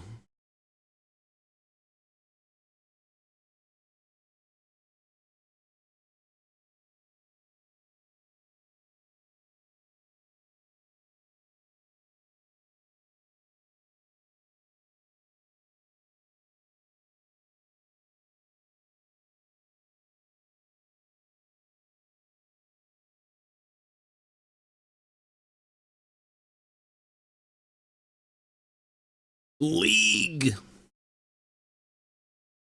Well, it's a bit of everything.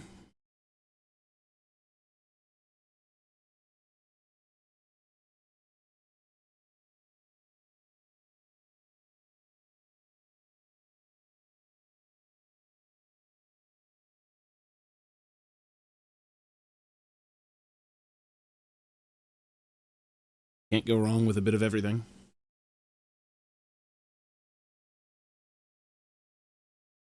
Yeah, this is more so... this would be like a European schedule, mostly. Like, because you guys are, what, noon right now, roughly? A little bit afternoon?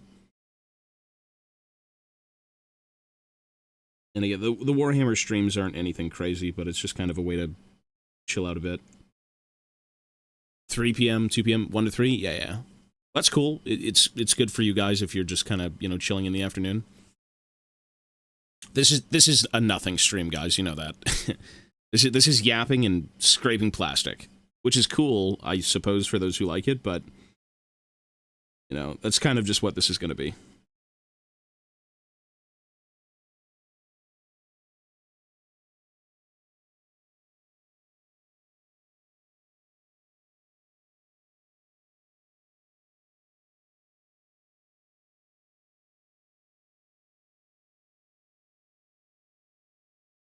I think when I was hobbying, when I wasn't streaming, I would just watch, like, shows.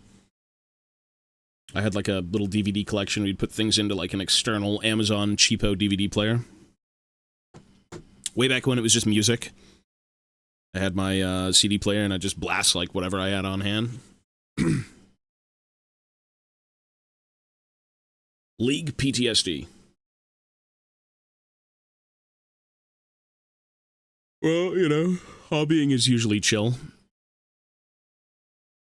Hobbying is usually a calming thing. And it typically takes a long time to get this stuff done anyways, so it's more of a slog than anything.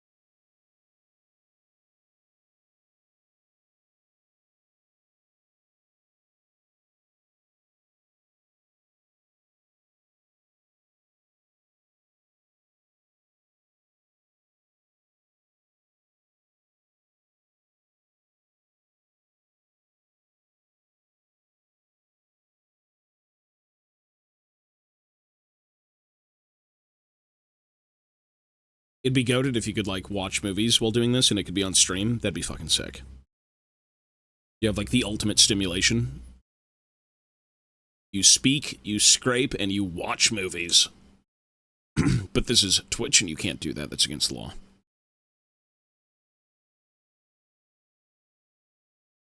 Could probably do it on Kick. I mean, you've got, like, gang warfare as, like, main content sometimes on that website.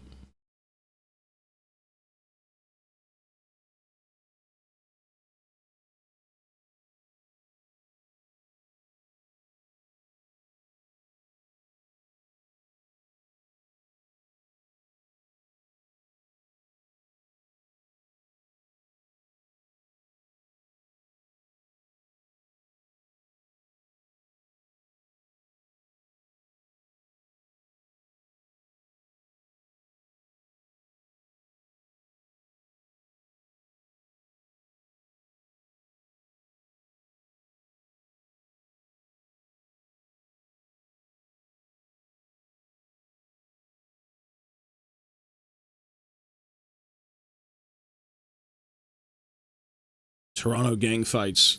Do dwarf fights. Everyone needs something.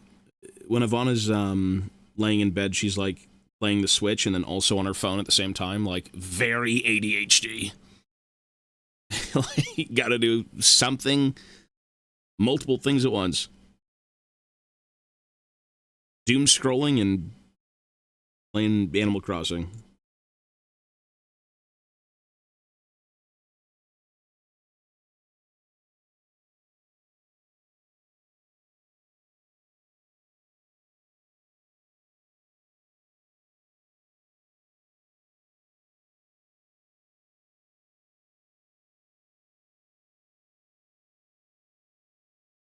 I wonder if I can actually make it so he's reloading.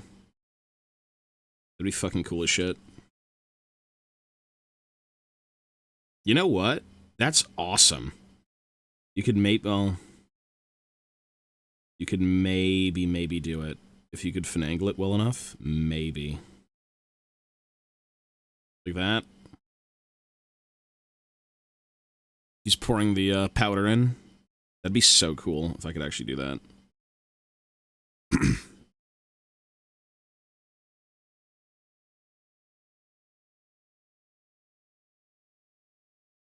me see.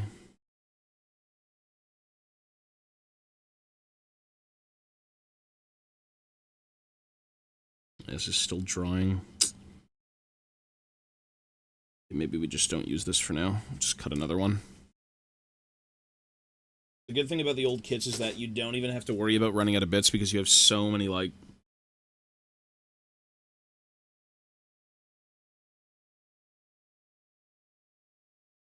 odds and ends. You're never going to use this many musicians anyways.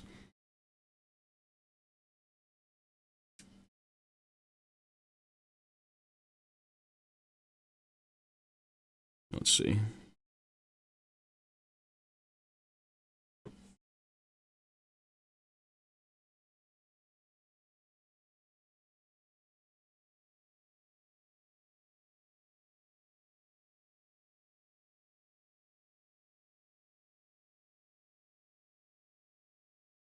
Dowie musicians.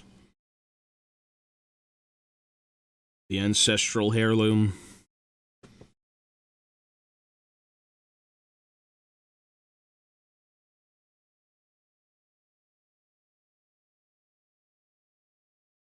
My great-great-great-great-great-grandfather's horn. Smashed a Groby's skull with it, aye, he did.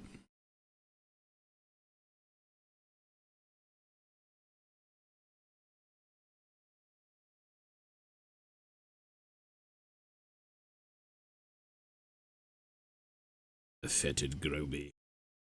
Whoops.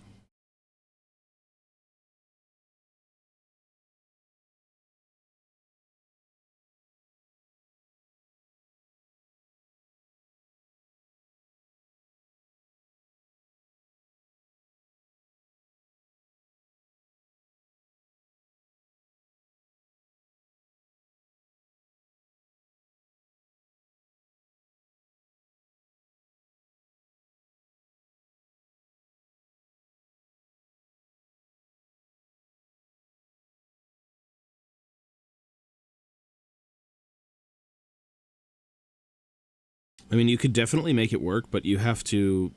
You could just sculpt this in. I just don't want to sculpt anything in this army right now. I want to try and avoid sculpting anything.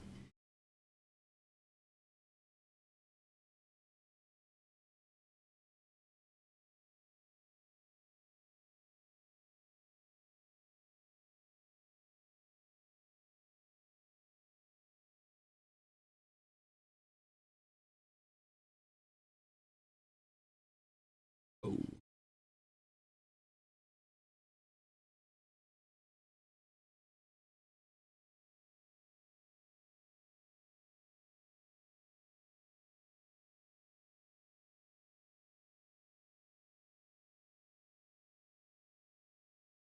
As much as I like the idea of this guy, like, actively reloading, like, in the process of it, like that, you'd have to just sculpt the other arm. The right arm needs to be completely sculpted, and it's not hard to do, but I don't want to sculpt. Not right now. I think just having it at the ready is totally valid, too. You just kind of have it so it's like this, and then he's pulling out the powder cartridge, which is totally valid. Like that. Finagling it, though, obviously, because, like, not everything's going to fit too well right now. You chop down the ball joint, have it sit more flush. Like that. Be cool. There you go. He's more of a standard, like, at-the-ready pose. It's cool. Sure.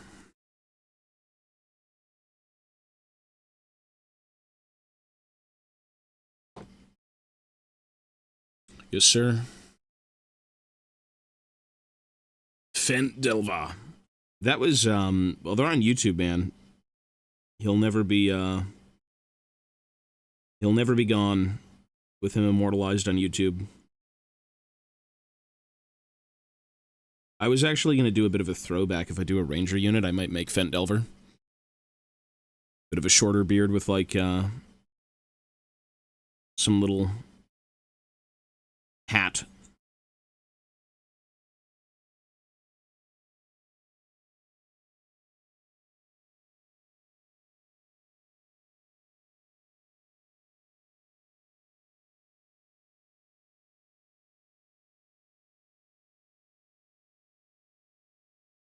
You could do a cigar too, yeah. You've got dwarves who already smoke, like, you've got pipes. The super pipe.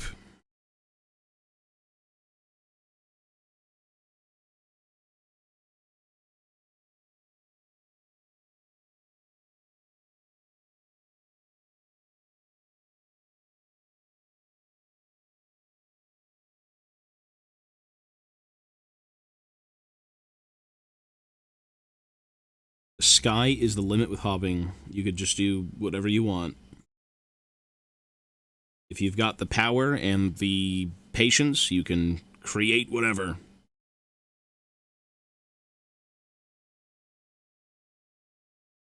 Let's actually clean the handgun. Cigar.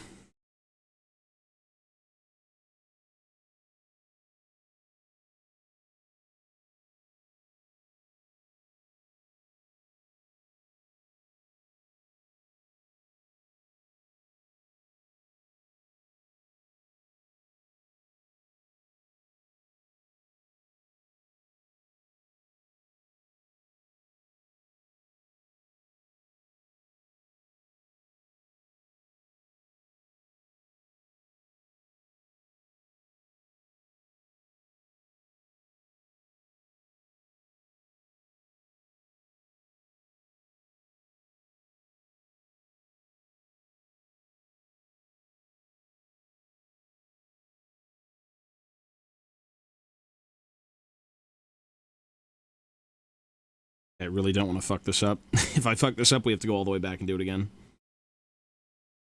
The new gun.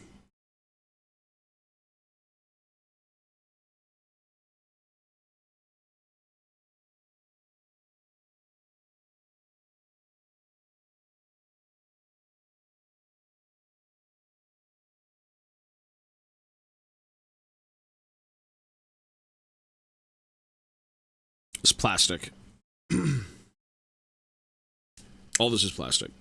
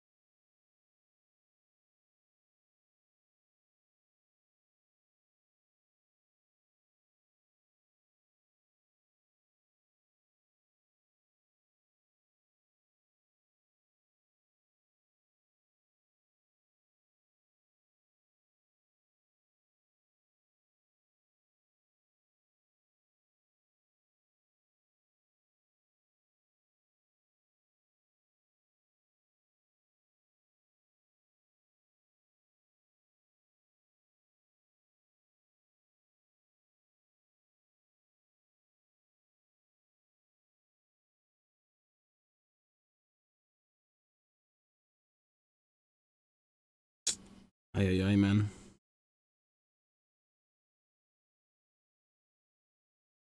The finangling.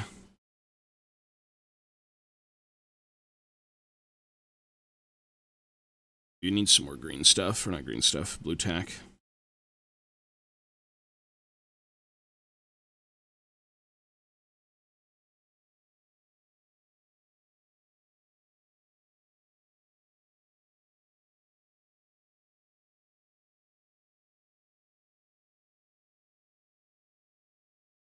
Your neck tends to hurt a little bit while doing this, but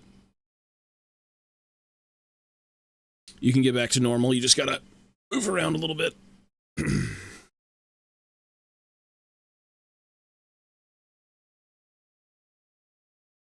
Thankfully, my whole body is kind of hunched over, so it's not just like one thing, but yeah, it gets pretty bad.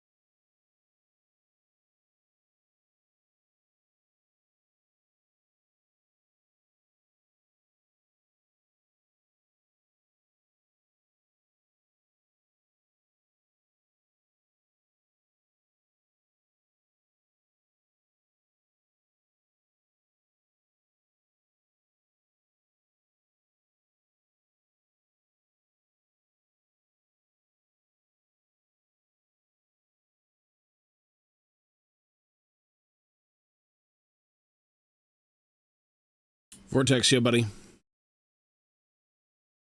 Rangers could get a thing. You know, to be honest, they could actually release Rangers. That's a big contender that I completely forgot about.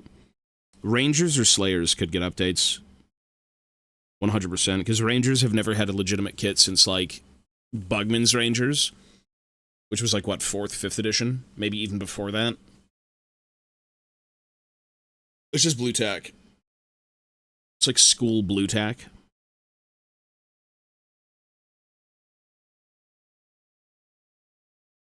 If you were going to do some sort of Ranger army, it'd be like Rangers, Scout Gyros, stuff like that, maybe.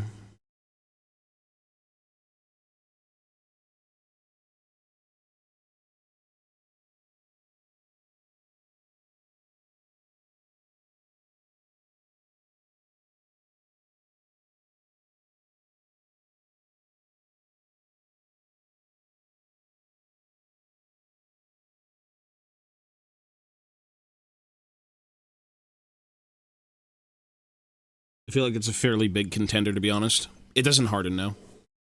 It's just like school blue tack. It's just meant to kind of squish and hold things. 6th edition... Which sculpts were those? 6th edition Ranger sculpts?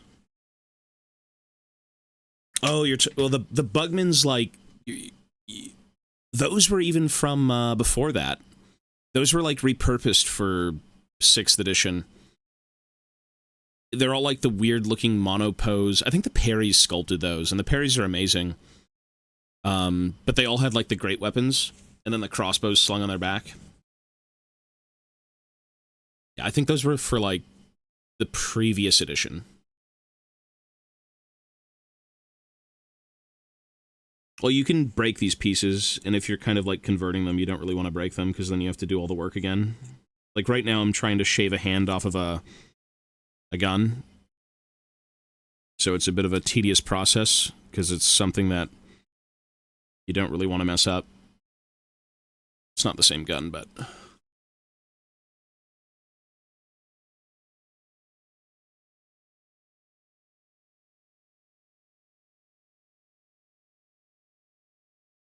yeah, being careful is like the #1 thing. I'm more worried about the piece than I am my own hand at this point.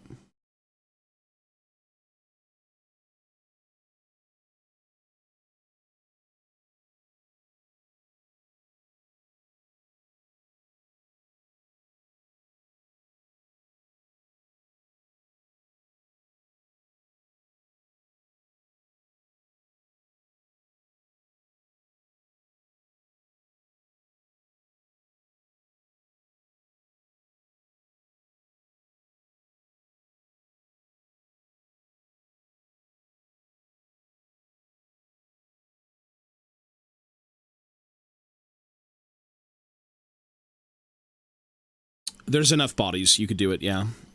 I mean, typically if you play Rangers, you're taking, what, like 10? And you just go very wide?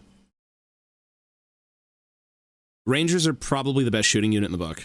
Outside of, like, the Troll Hammers that got nerfed a while ago, where they're now not able to stand and shoot, and they've got, like, -3 strength, which is insane. That's terrible.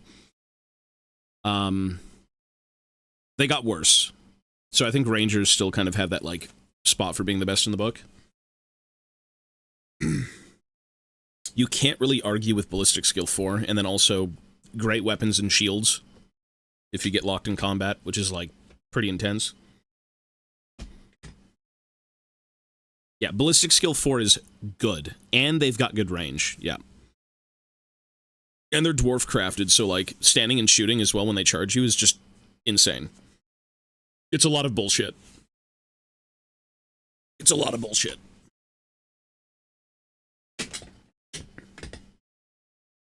It's just there's no miniatures that represent them properly. Because the goal of, like, 7th edition was to have pretty much dual kits, so, like, you could play... If you bought the Dwarf Warriors kit, you could play them with, like, hand weapon, shield, great weapons, or you could make them into, like, longbeards. For the Thunderer kit, you actually had 4 options, crazily enough, because you also had Longbeard Rangers, which were even more souped up than, like, you know, typical Rangers, and Rangers were not the best, but this kit technically built 4. Quarrelers, Thunderers, Rangers, Longbeard Rangers. So it was an interesting time. There's never been, like, a static plastic release of, like, just a kit for them. It's always just in addition to.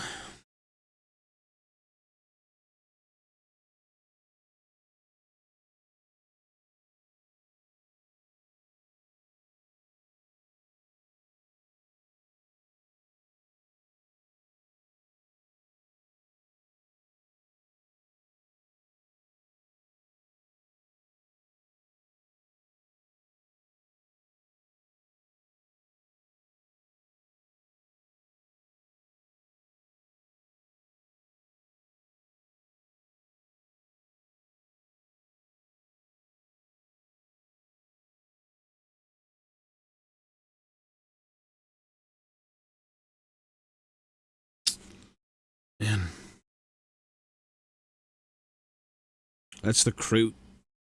Yeah, it's in Warhammer 40k.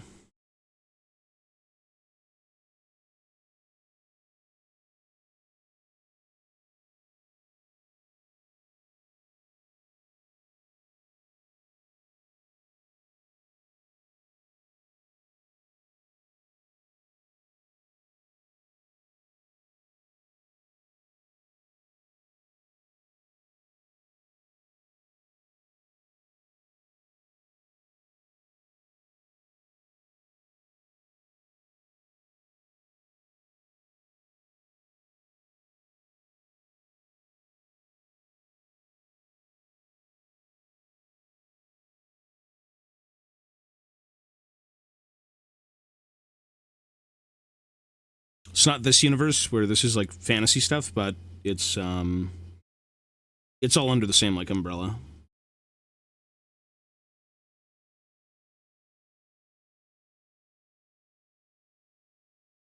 It's all Warhammer.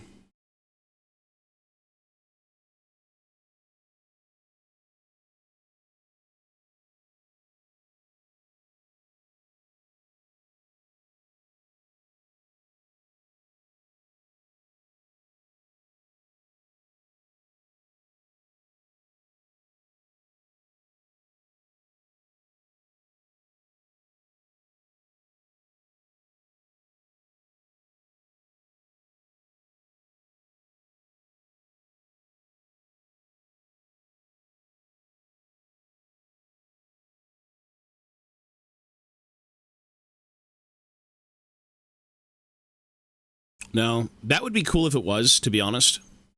But, no, they're different universes.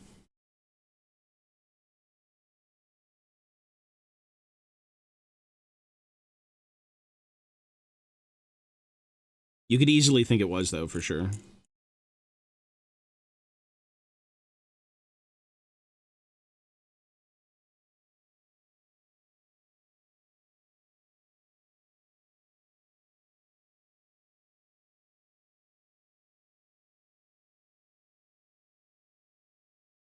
Bing, bing.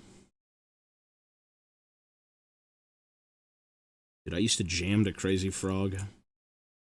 Don't fuck with the frog.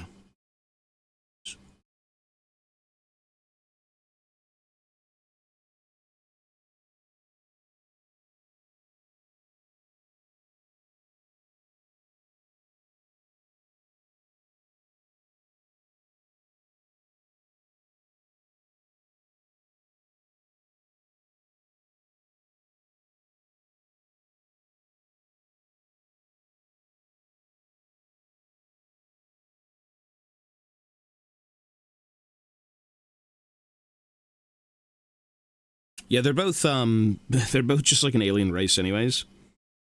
In Warhammer Fantasy and in Age of Sigmar. Or not Age of Sigmar, sorry. In 40k.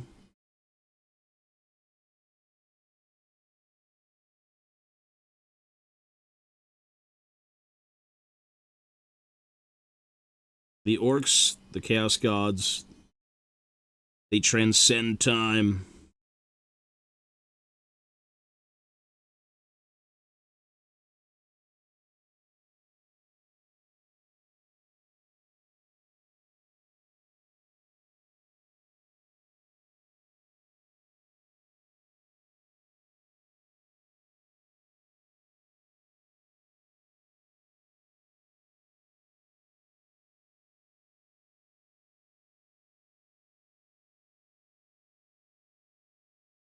Holy shit, we removed like 90% of the hand.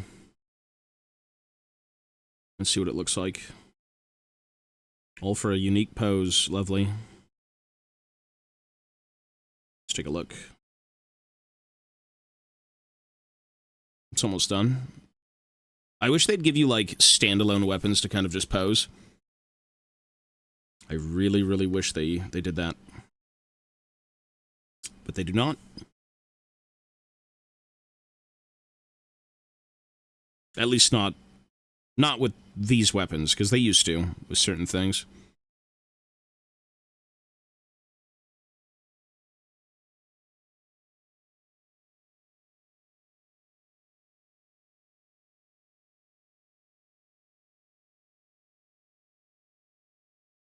Still needs some cleanup, but it's getting there.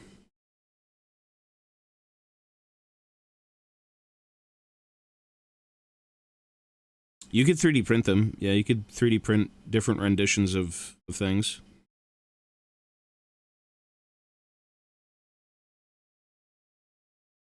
I was going to go with Zufbar. Because I'm going to use Burlock Davidson. I'm just going to play from the book. Like, this army is meant to be, like, a legitimate expeditionary force. With Burlock as, like, the general.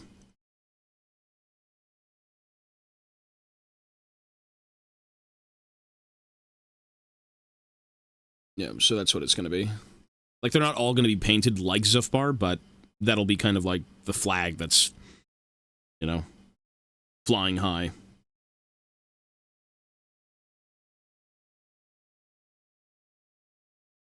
Zufbar, so Zufbar's scheme is like a teal. It's a teal and a white. Is it teal? Let me see. Teal. I just got to be sure that I'm... Yeah, it's like a teal and a white. They did the... Chris Peach, who worked in the studio at the time on the Dwarves for, like, 8th edition. He designed the Zufbar scheme, and there's a whole video on it, which is really cool. But he did, like, teal and white. It was the available colors. And then, I think in the new Arcane Journal, it should still be teal and white.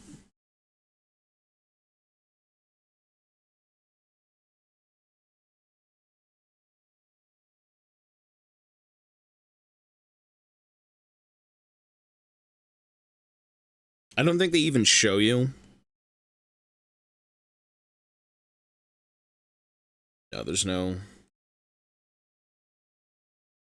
For Zufbar being, like, the main focus of the narrative in this book, I'm surprised that they're not really shown.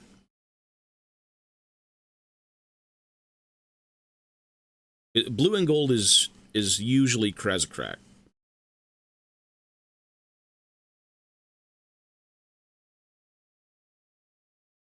Yeah. There's nothing in the Arcane Journal, but there's, you can find it in, like, the 8th edition book. You could probably find it in the Collector's Guide.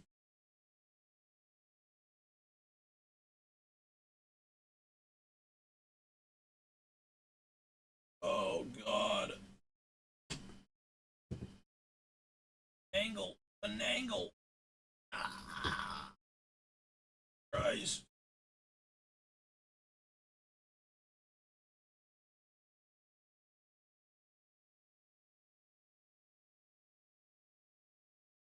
Or even the 7th edition book, actually. That's usually where it'd be. Yeah, in these collector's guides, they didn't really... Zufbar isn't anything. It's literally just like a regular dwarf clan going to war.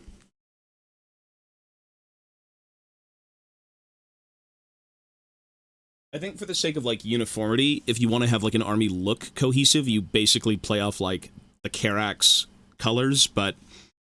For the sake of, you know, a typical dwarf throng, it's not going to be one color. So you'll have, like, Zufbar iconography, but no one's going to dress up like they're in Zufbar, you know what I mean?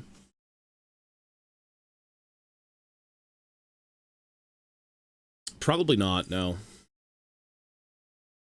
That's in the US somewhere, right?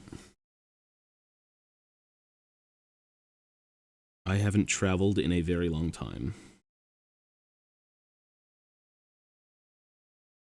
When is that going on, actually? Because maybe... Las Vegas when?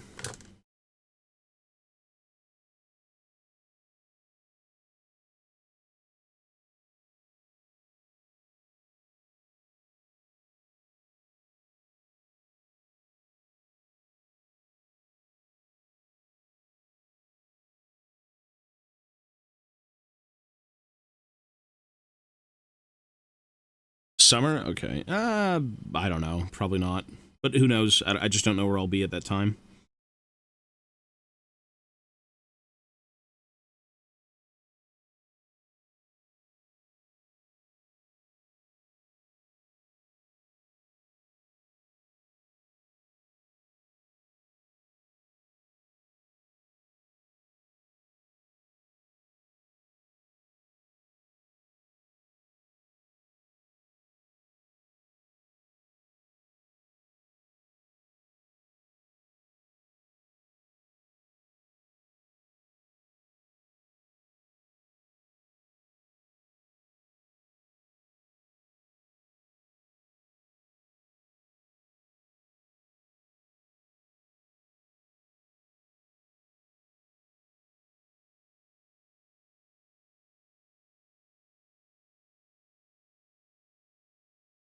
Oh, it's in October? Okay. Chris Pratt. He does Warhammer?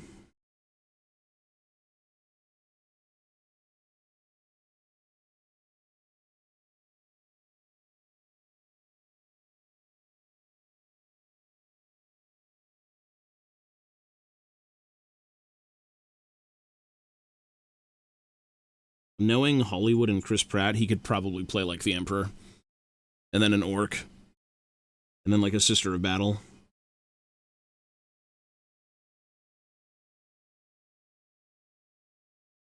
Shut up, you dickhead, now fuck off! And then a Tyrannid. Is that double? I think that's double. Hey, thank you, man, for the 6 months in advance. It's very kind of you, bro. Thank you. Damn. See, I have no clue what your name says in chat, but if you look at the top box above chat room, like on screen, it says it, sir. Thank you, man. 6 months is nuts, brother. Thank you.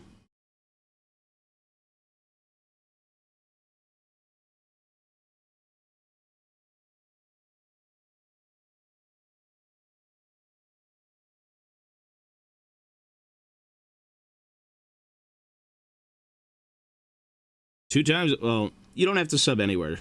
You know that. If you do, though, that's awesome.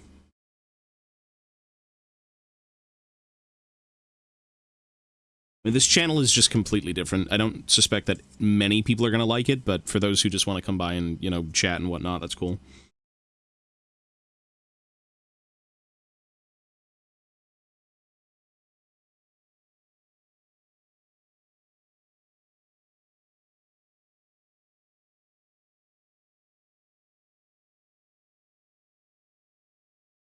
Yeah, the only thing I have to do now is get the finger out of the, trigger.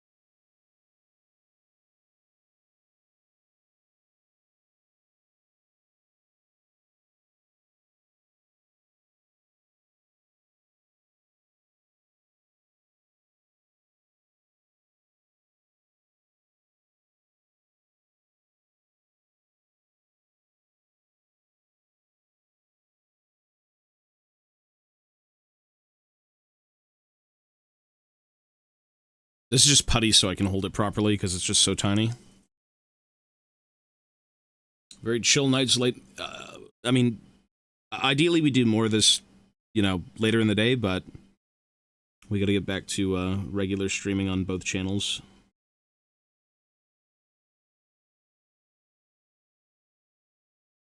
Soon enough.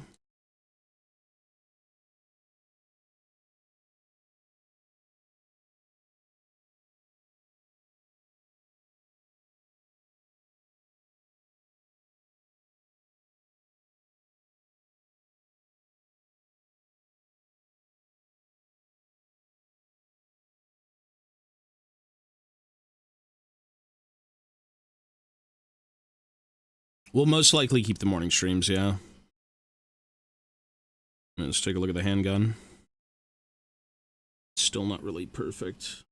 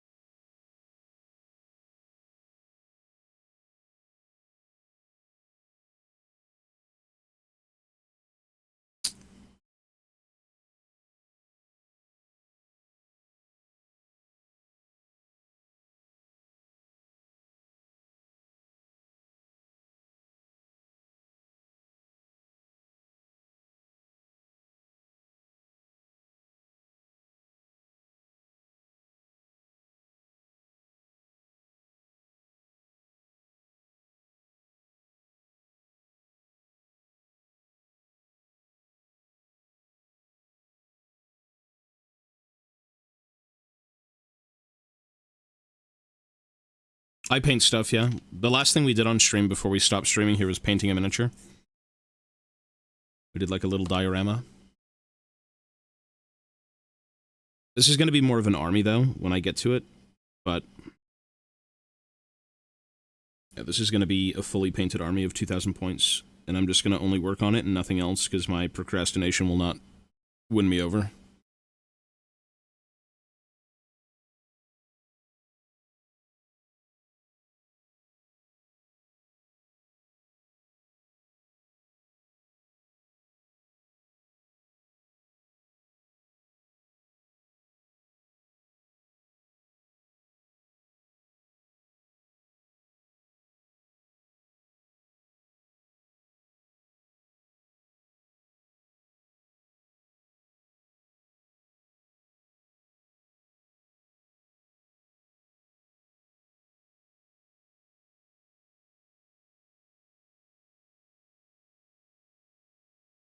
The putty is just for posing, so you can kind of gauge what you have to cut and kind of what pose you want to go with. So, like, instead of gluing these together, I can gauge, like, okay, if I'm going to chop this down and make it more of like a held gun instead of something that's being aimed.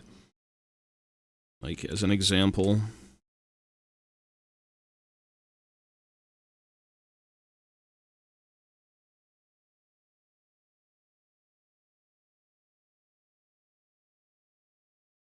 this is your handgun. And this is your handless gun. So, like, it's the same sculpt, but one of them is meant to be aimed, this one's meant to be held. In, like, a resting pose. So, since I don't want to glue it yet because I'm still gauging positioning, you can just kind of put blue tack and then say, hey, for the pose of this guy when I get to gluing it, you do this. Right? And then now he's got his little powder cartridge. So this is more of like a I'm reloading type of pose instead of I'm aiming the gun like, say, this guy is.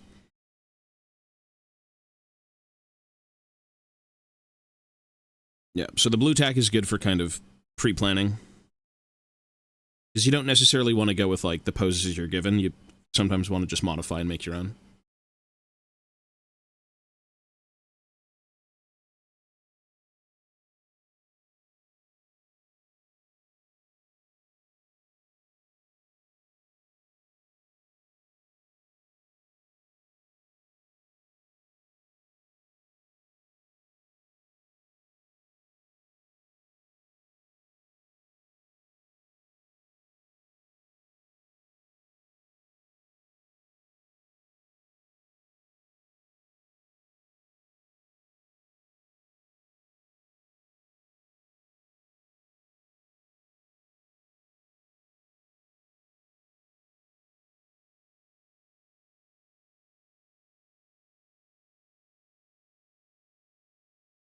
And then for the remaining detail, you can kind of, like, notch it in.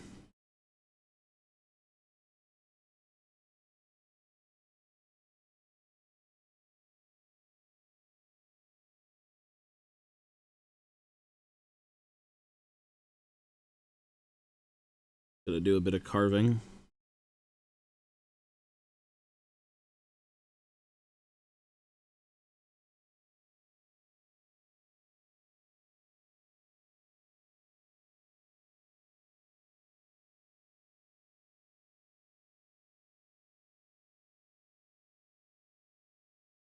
So now you've got your little ancestor face stock.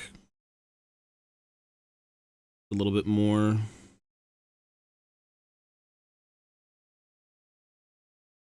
Pronounced.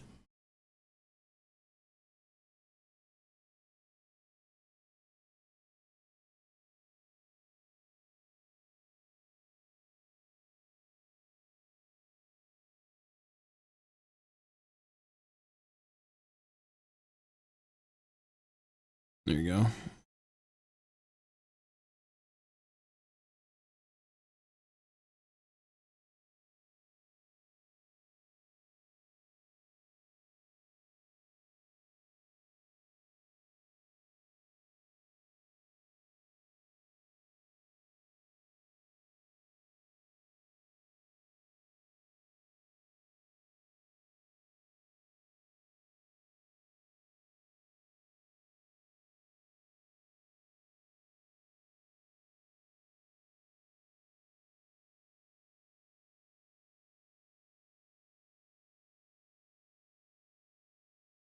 Popeyes before work. Popeyes is better than KFC, usually. It is pretty expensive, yeah, but it's a very expressive hobby. I feel like if you give certain things a time to cook, you know, like Warhammer is expensive, but for how much time you can put into it, you can certainly get your money's back, but the entry is like the most egregious thing.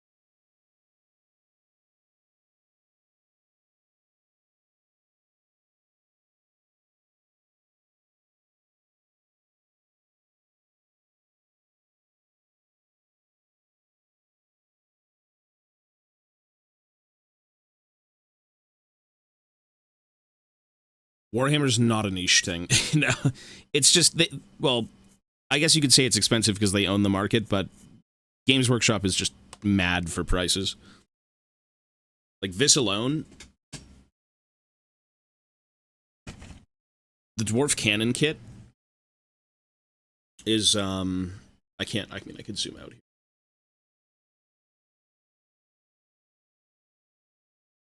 The Dwarf Cannon kit, how much do you think this would be? If you walked into a store knowing nothing about miniatures, how much do you think you'd pay for this? You get 2 artillery, 6 crew. What in your mind is worth 80, 120 bucks? Yeah, well, you can't tell me because you know. Yeah, this is like a $90 Canadian kit, and that's like discounted. I guess back in the day, each cannon was about, what, 30 to 40 bucks each? So now that you've got 2, you've got like a $90 price tag. This is about $90 discounted, yeah. It's bad. It's pretty egregious.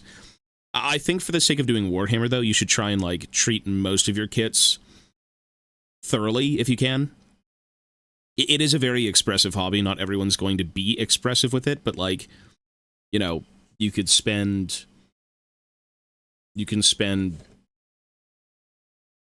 literally time whittling away at, like, the stock of a gun. You know what I mean? Like, there's a lot of things you could do to kind of make it your own, but I think if you sometimes breeze through it, you may not feel like you're getting your money's worth. Because these things take a long-ass time. Like, building, painting, posing, basing, if you want to go for, like, more of a diorama-esque, you know, setup for your kits. It is expensive, though. Like, I'm not trying to cope with the price. It's ridiculous.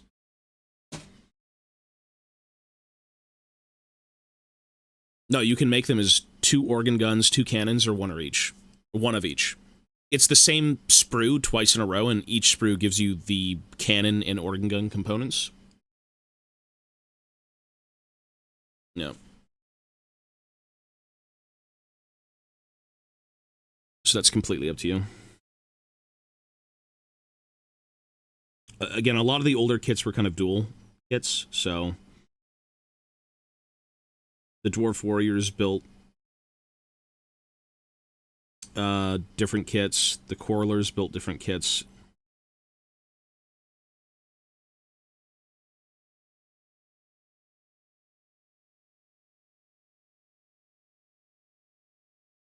You're not, like, stuck with just one.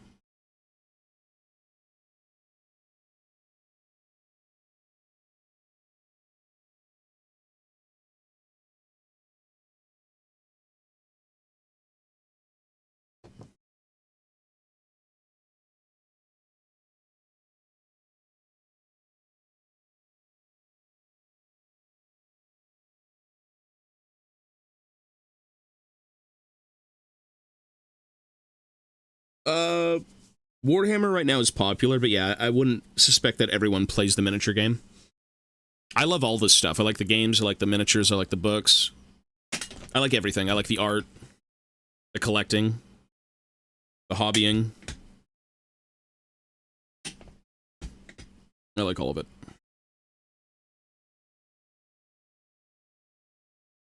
1-4, hello, sir.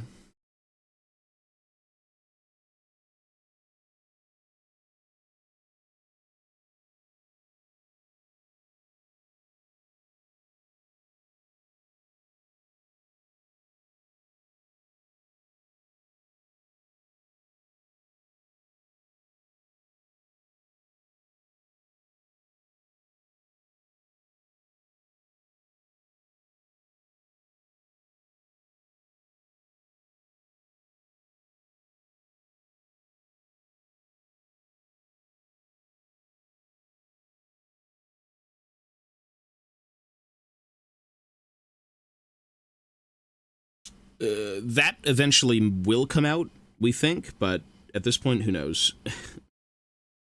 Everyone's praying. Health is getting better, yeah. I have an appointment this morning, which I'm going to have to leave for soon because I have to get ready. I got to go shower. But, yeah,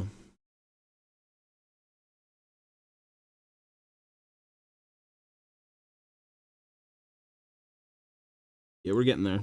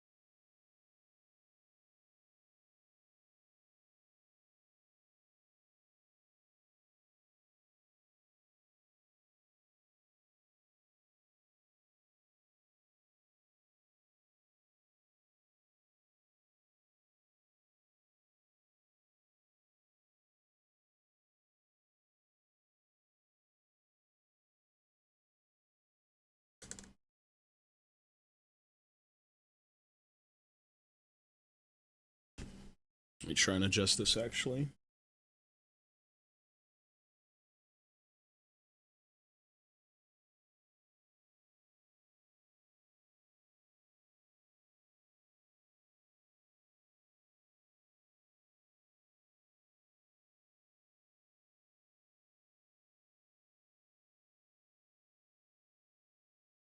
Building and painting miniatures. Listen, you gotta get the minis.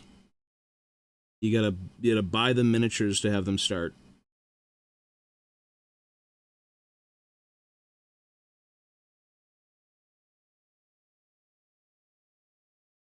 Do a Secret Santa. It's just old world plants.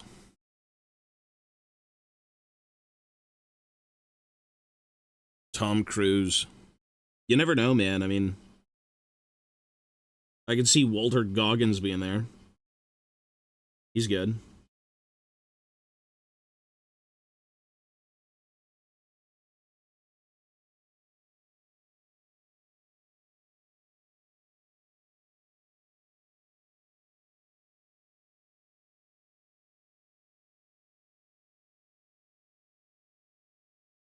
I just realized I shaved down the trigger. Whoops. This does not please me. I'm very pissed off.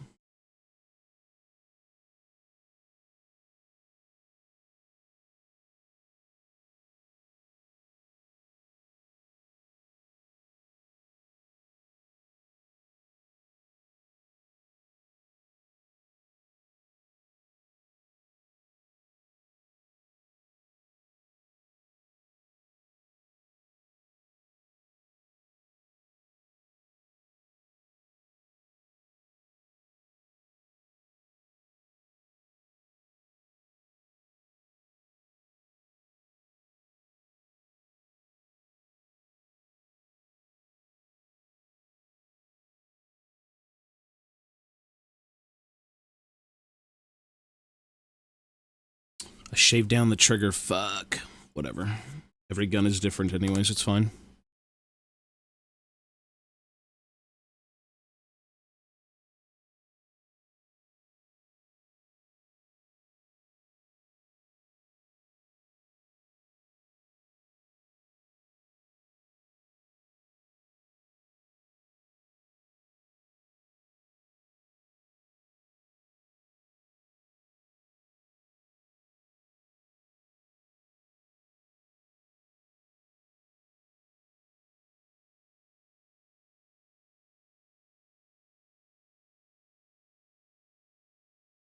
Empire.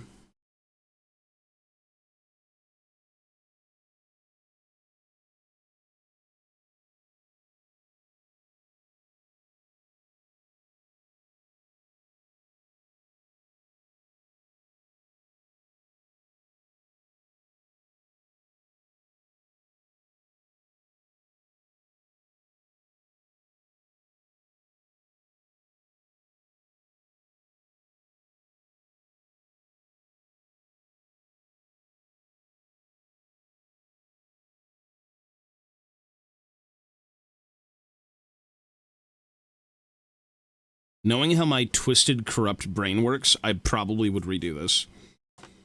Considering I have, like... Well, you technically have, like, unlimited amounts of handguns. You just get way too many. Cutting down that trigger is, like, PTSD right now, I'm not gonna lie. I would actually reconsider doing it. It's so minor, but my brain is just horrible.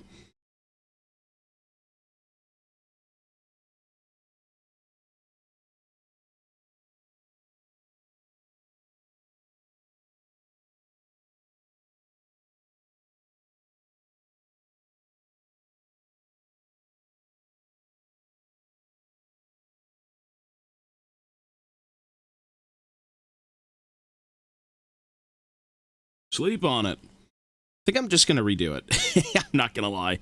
My brain is cooked. I hate that I'm mentally ill with, like, perfectionism.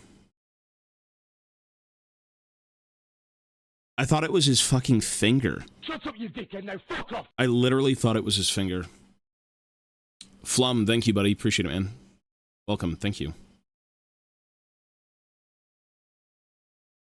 Yeah, I'm really stupid. I think I'll just redo it. I'll actually keep this, though. For something else, because that's pretty damn clean, to be honest, but I can redo it. It's not that big of a deal. It is an OCD moment. I think it's more so knowing that you fuck something up when it shouldn't be is my problem. And it's not the end of the world. I mean, every handgun's supposed to be different to begin with, so not, you know, they're all not going to be the same, but...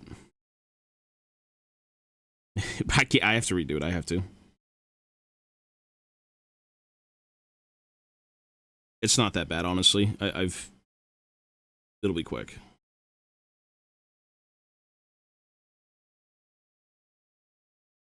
Knowing that I fucked it up is the worst part. If it was normally fucked up, I wouldn't mind, but... It's not too hard.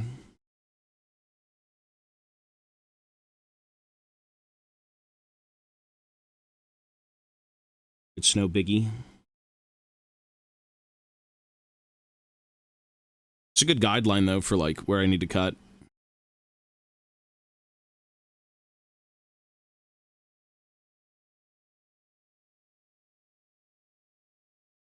Shaking, yo, buddy. Yeah, it'll be very quick.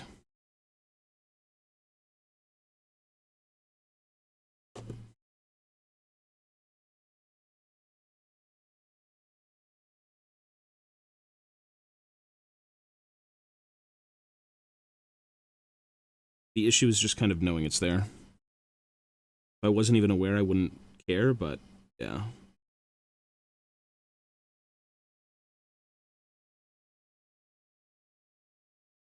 I know it's there.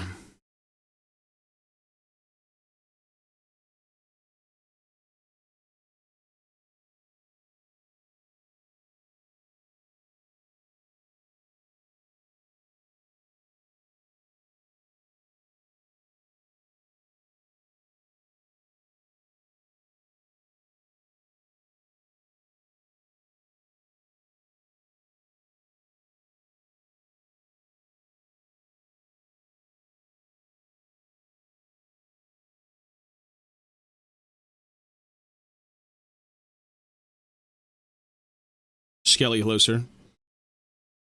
It's just blue tack. It's just meant for holding things so I can work on them.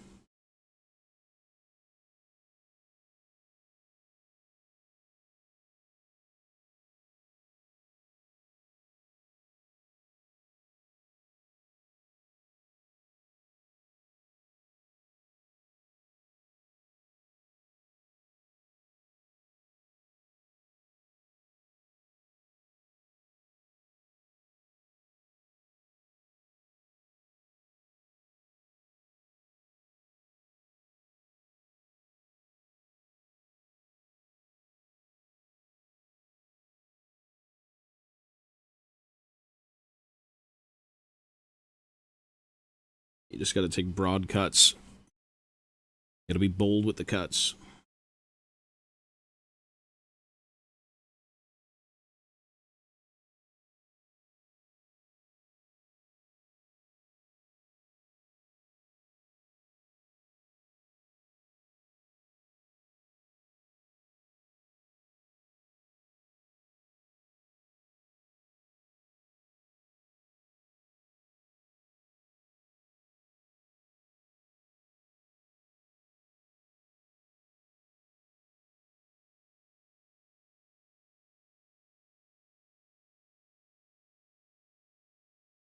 Shut up, you dickhead, now fuck off! What up, Unk? Mamanga, hello, sir. Hey, a whole year. Thank you, man. We are chilling right now. Obtaining the brain rot. Thank you, sir.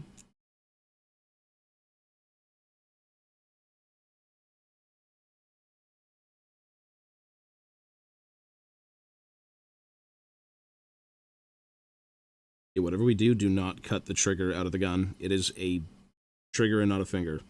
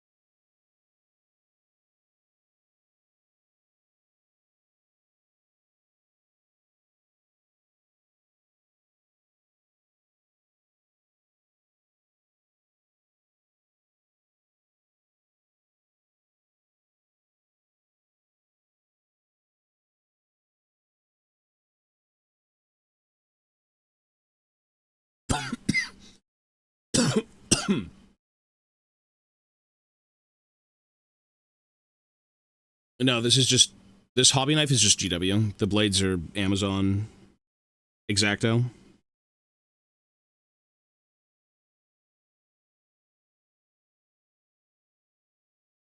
The Krieg box.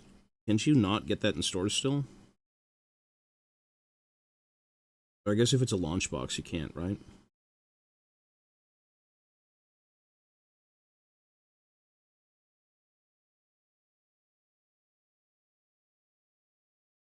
The scalping. Could be worse. It could be Pokemon. Where you can't even, like, enjoy your hobby at all.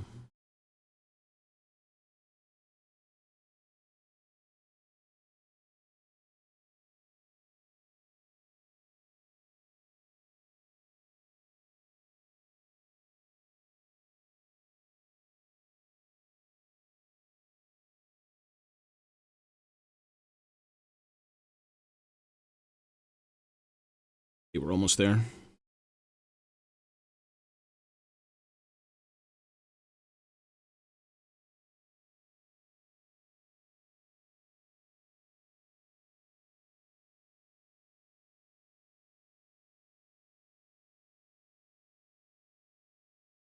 Shut up, you dickhead, now fuck off!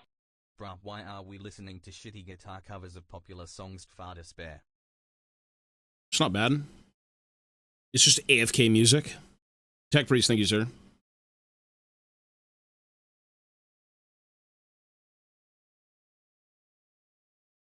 I don't think they're shitty.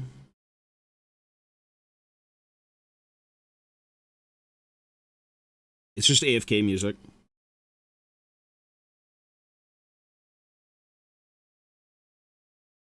Being chilling music.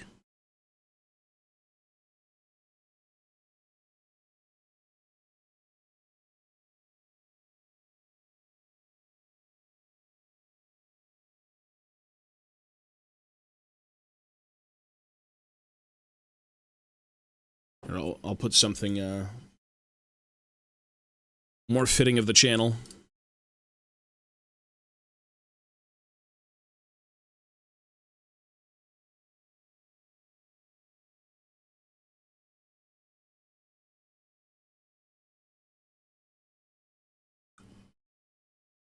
Let's do this.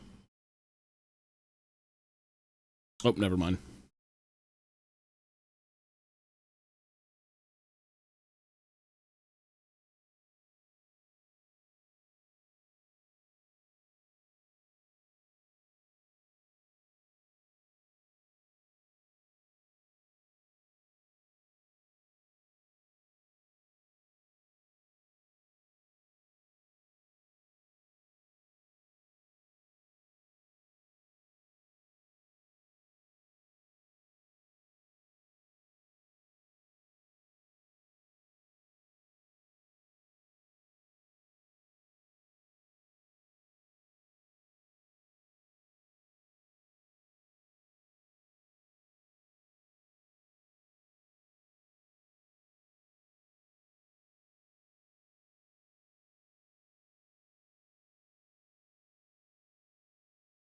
Yeah, I think it's chill. I don't think it's that bad, but you know.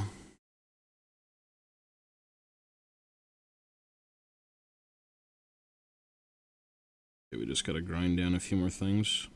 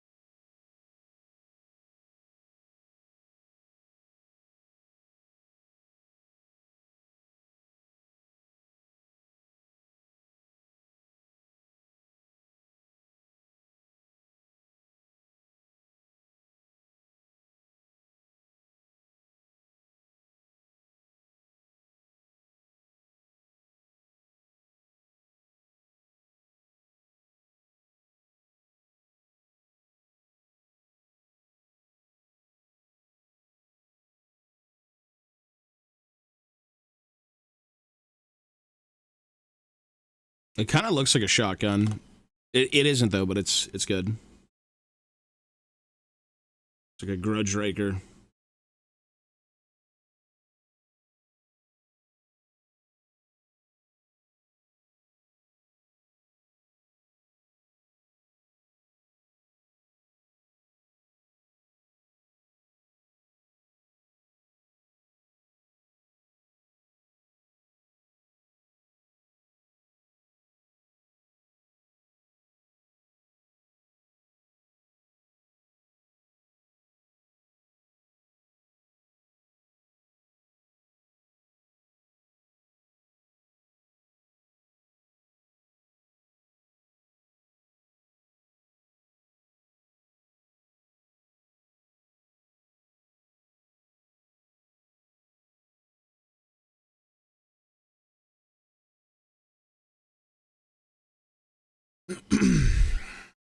These old kits are very simple to the point where you can kind of like customize them with just whittling, which is fun.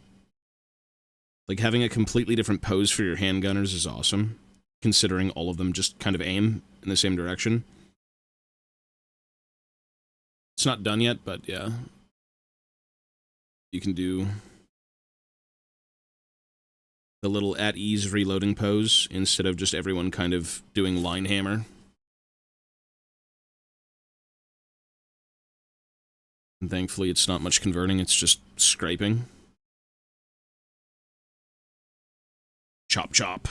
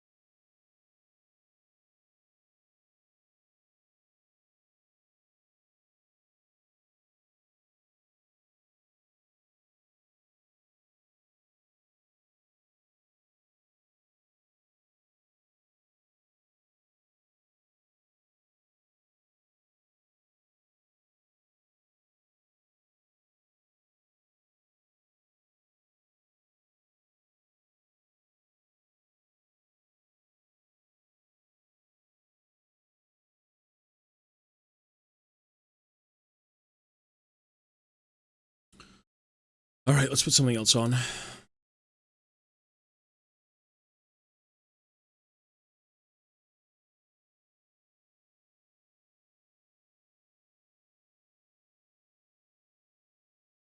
And now we don't scrape the trigger, ever.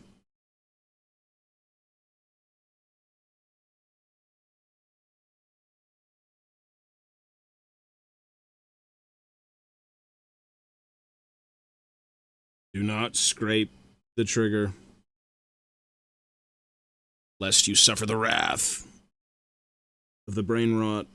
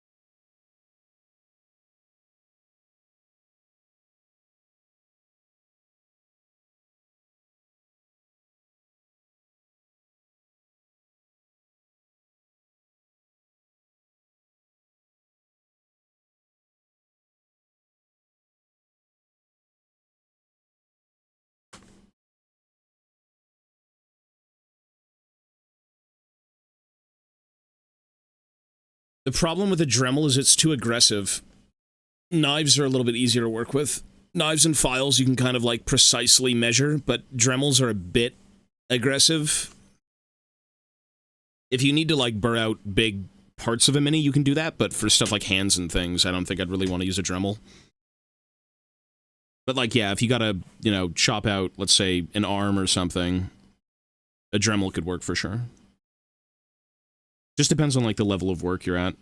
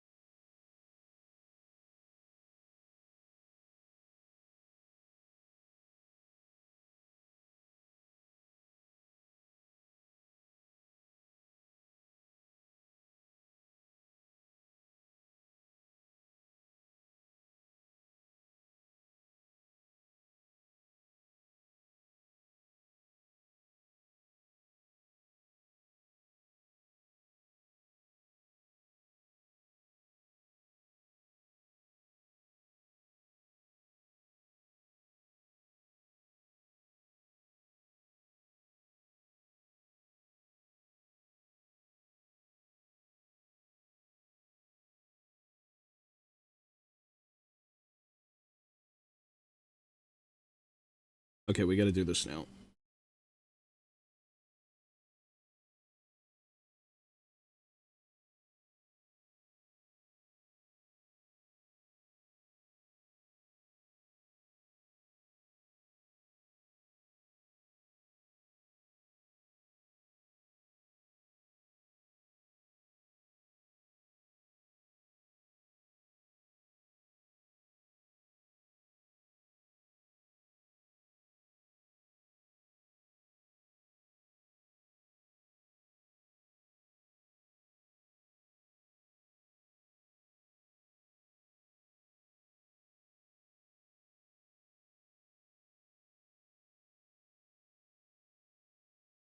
Fucking hell.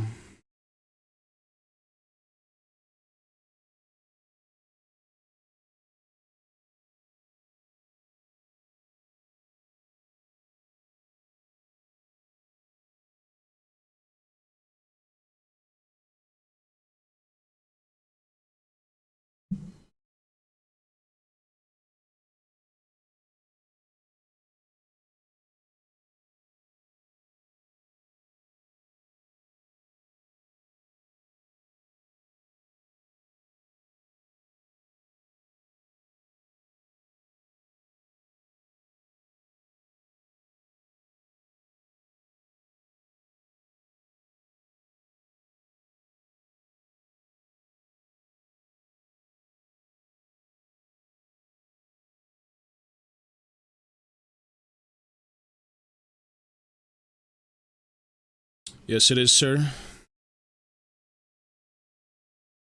This is the whittling channel, the Warhammer channel.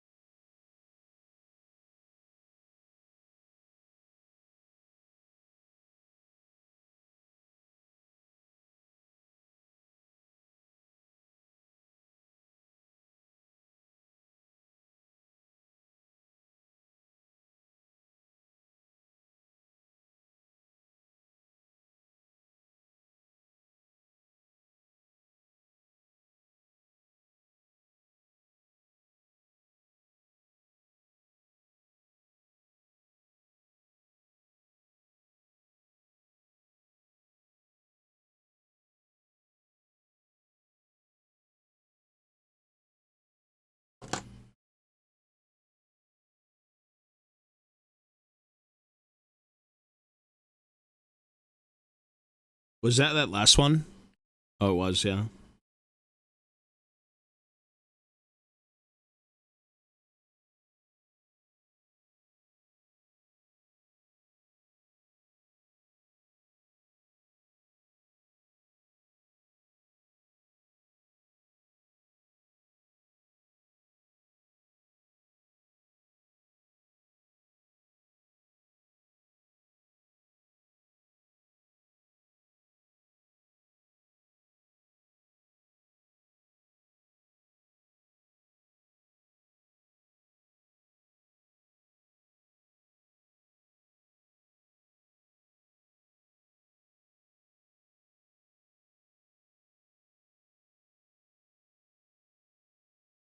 Outside of, like, general cleanup, I think it's pretty much done.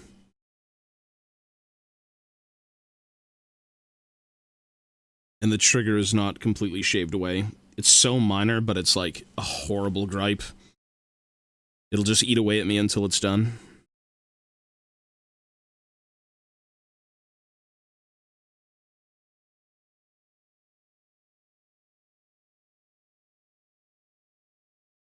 There you go. Oh, whoops. Thank God. Some random 10-point handgunner who's going to do nothing and die immediately is getting 3 hours of work. Whoops.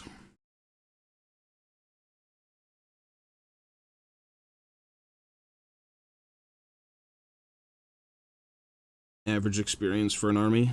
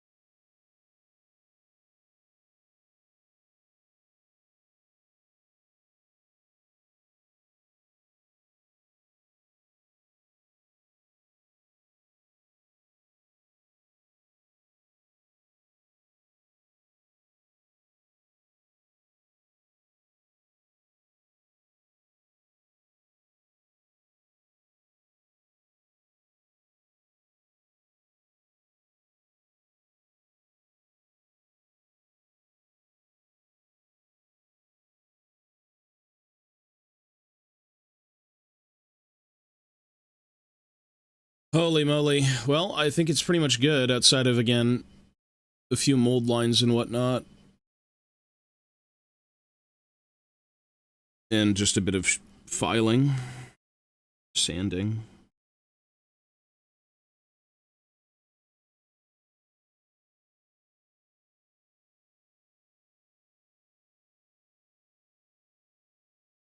Then again, all these pieces were hand sculpted back in the day, so nothing's too super precise.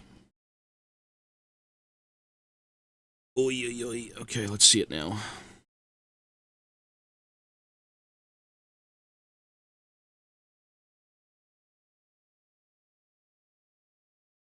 Should be really, really good looking.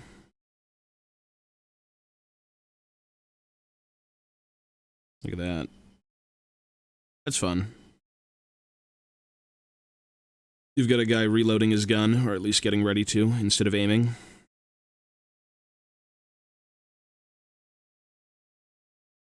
I think I need to shave down a bit more, though.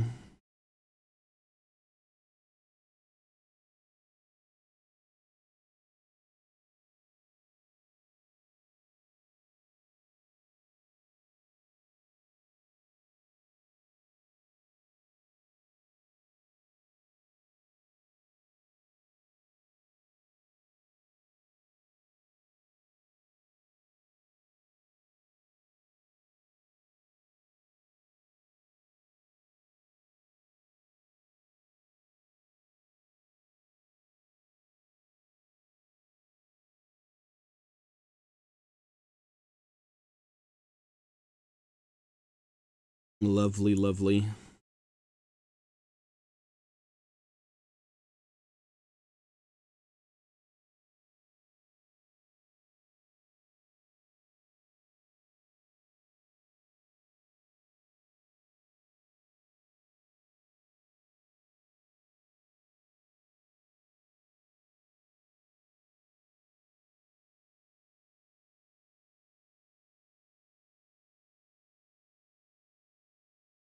And you gotta drill the barrels as well. Ay, ay, ay.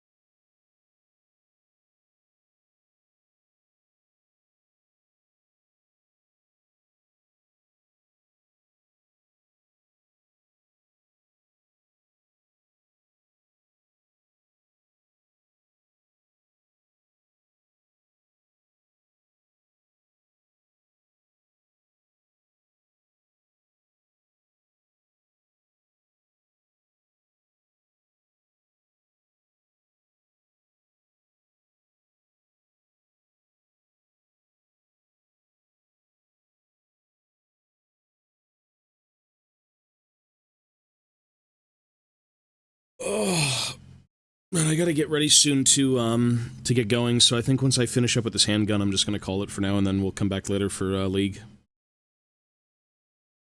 I gotta go to my appointment. My back needs a checkout.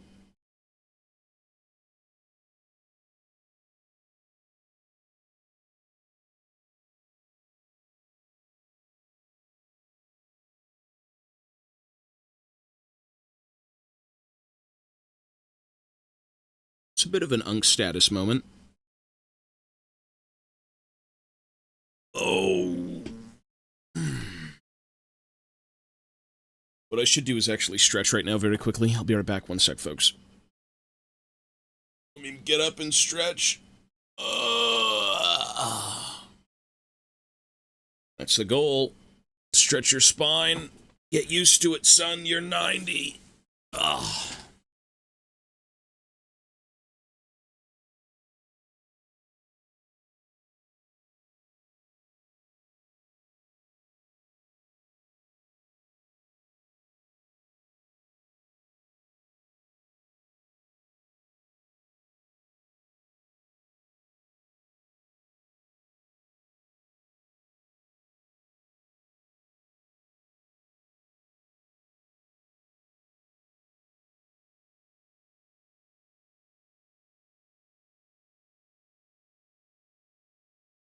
Right, should be good. Let's finish this. I gotta go. Oh. Let's finish this.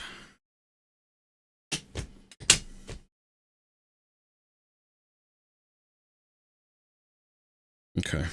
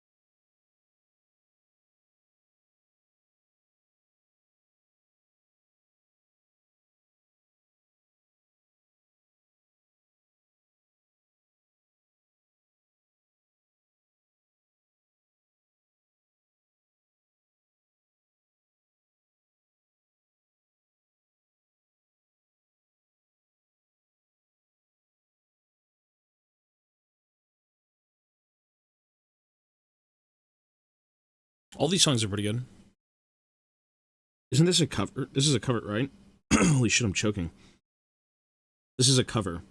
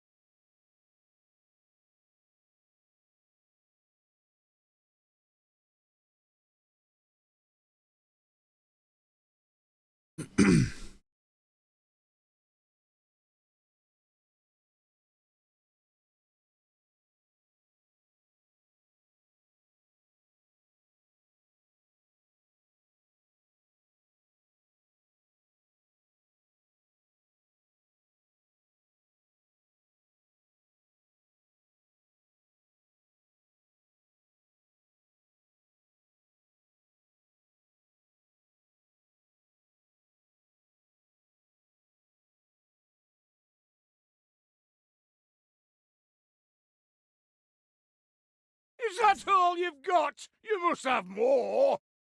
The best thing about Heroic on Reach is face checking a corner with the homies only to see a elite with an energy sword and none of us have the almighty shotgun to save any of us. Truly a tragedy. Hey, Tarek, thank you, sir. Isn't that, Reach was the only 4-player co-op one, right? Did they end up releasing new content in the Master Chief Collection? Because I would imagine they did. They went back and, like, maybe added a few things for, like, each game. Possibly. They didn't? Really? But you can play multiplayer for each of them. Oh, all 4 of them are. Oh. Even Halo 3? I'm assuming you just play as, like, random people.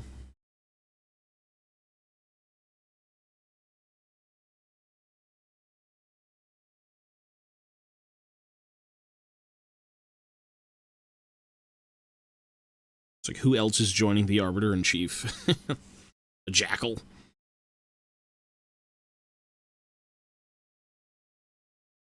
Yeah. I mean, that's pretty cool. That's really, really cool.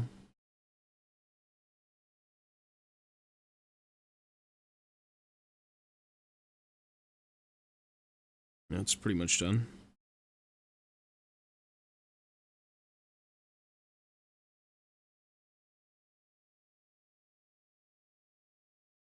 They usually do that, yeah, that's fun. If you can play the original and then the updated stuff.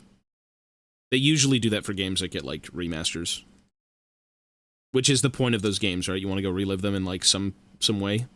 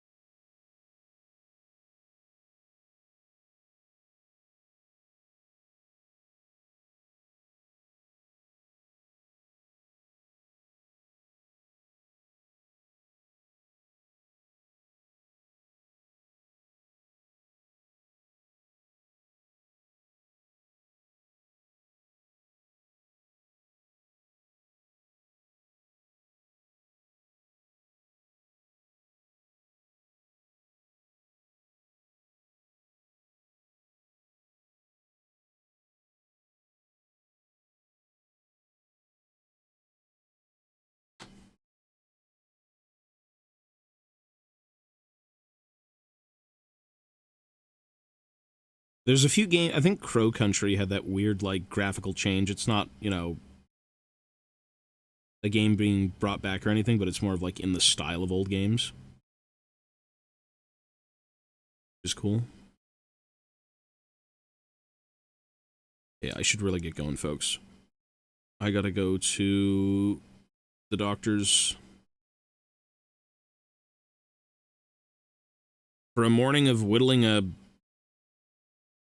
gun. Not the worst thing.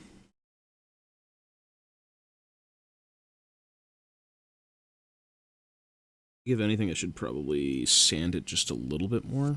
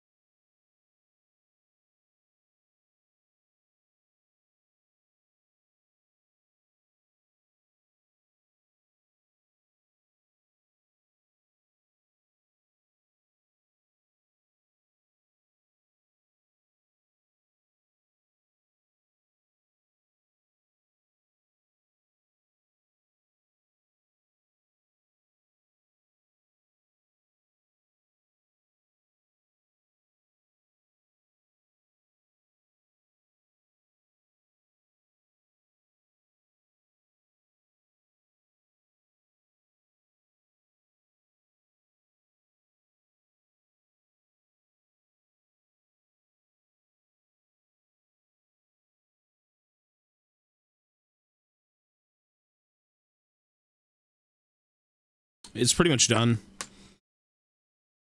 You've got your little reloading pose. It's like 90% done. Well, not really. I mean, I have to clean this arm up. I have to sculpt in the cartridge. I gotta clean up the body. I mean, I'm not going to be gluing these anytime soon, but considering the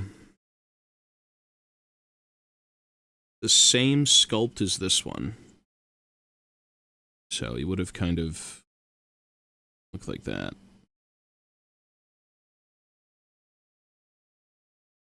Which is cool. Oh, there's a bunch of units. Yeah. This is only the first unit in the army. There's probably... Is that all you've got? You must have more!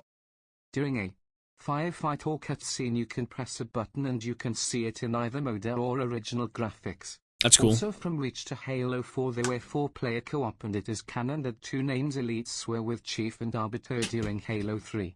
Did they write that into the book? So you play as just a bunch of arbiters? Not arbiters, but like elites, essentially? If it's canon, I mean, that makes sense. That's cool.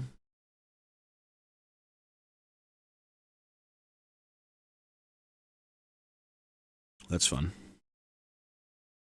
Well, there you go. Now you know how to play Halo 3. The more you know.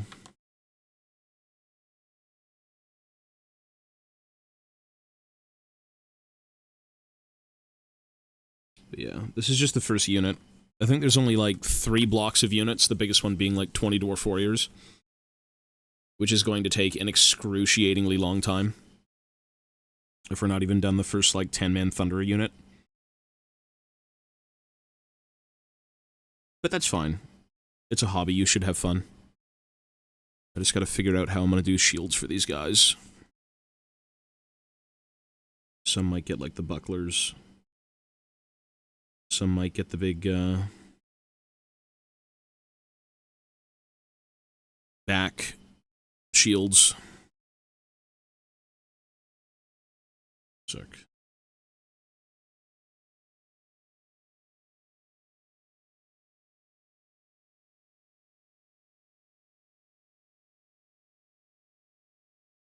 It'll be on, well, the bucklers are going to be on their waists, but some are going to have them on their back. There's no rhyme or reason. You don't have to make them all kind of look like the same thing. Like, you can have them like that. Like the very typical Total War setup. Or, you know, bucklers usually are put on belts, so you can have them kind of hanging off to the side, but it'll just be varied. No Dwarf Warrior I want looking the same, with, like, what they're wearing or kind of how they're armed.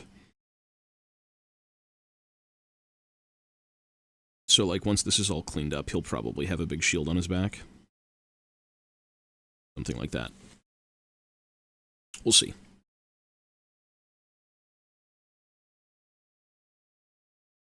It's just still early stages anyways. There's a lot of, like, whittling and converting. This emblem's gotta go, stuff like that. It's cool, though. It's different. Oh. When was the channel name changed? About a week ago, week and a half ago. Pretty much all of the socials regarding this channel have been changed, so like, not Facebook, Twitter. I made a new YouTube channel. You can find all that stuff below stream. I'll most likely start doing YouTube videos. Very basic things to start, and then I'll eventually try and find, like, people to interview and more of, like, deep dives into either lore or, the game itself. Just a smattering of weird things that I enjoy. Yeah, so the YouTube videos, I will post something on YouTube. Yeah.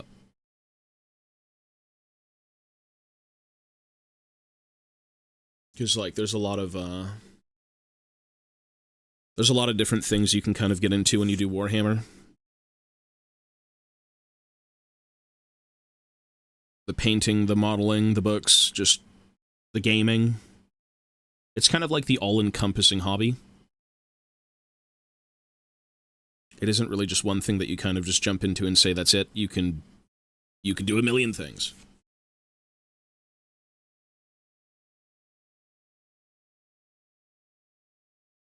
But no, you're good. Yeah. But folks, I am gonna end here. I gotta go shower, I gotta go eat. I gotta go get ready for my appointment, and I should be back on... I should be back on around 2 or 3, roughly, for, like, the main channel. So with that being said, everyone, you guys have yourselves a great day.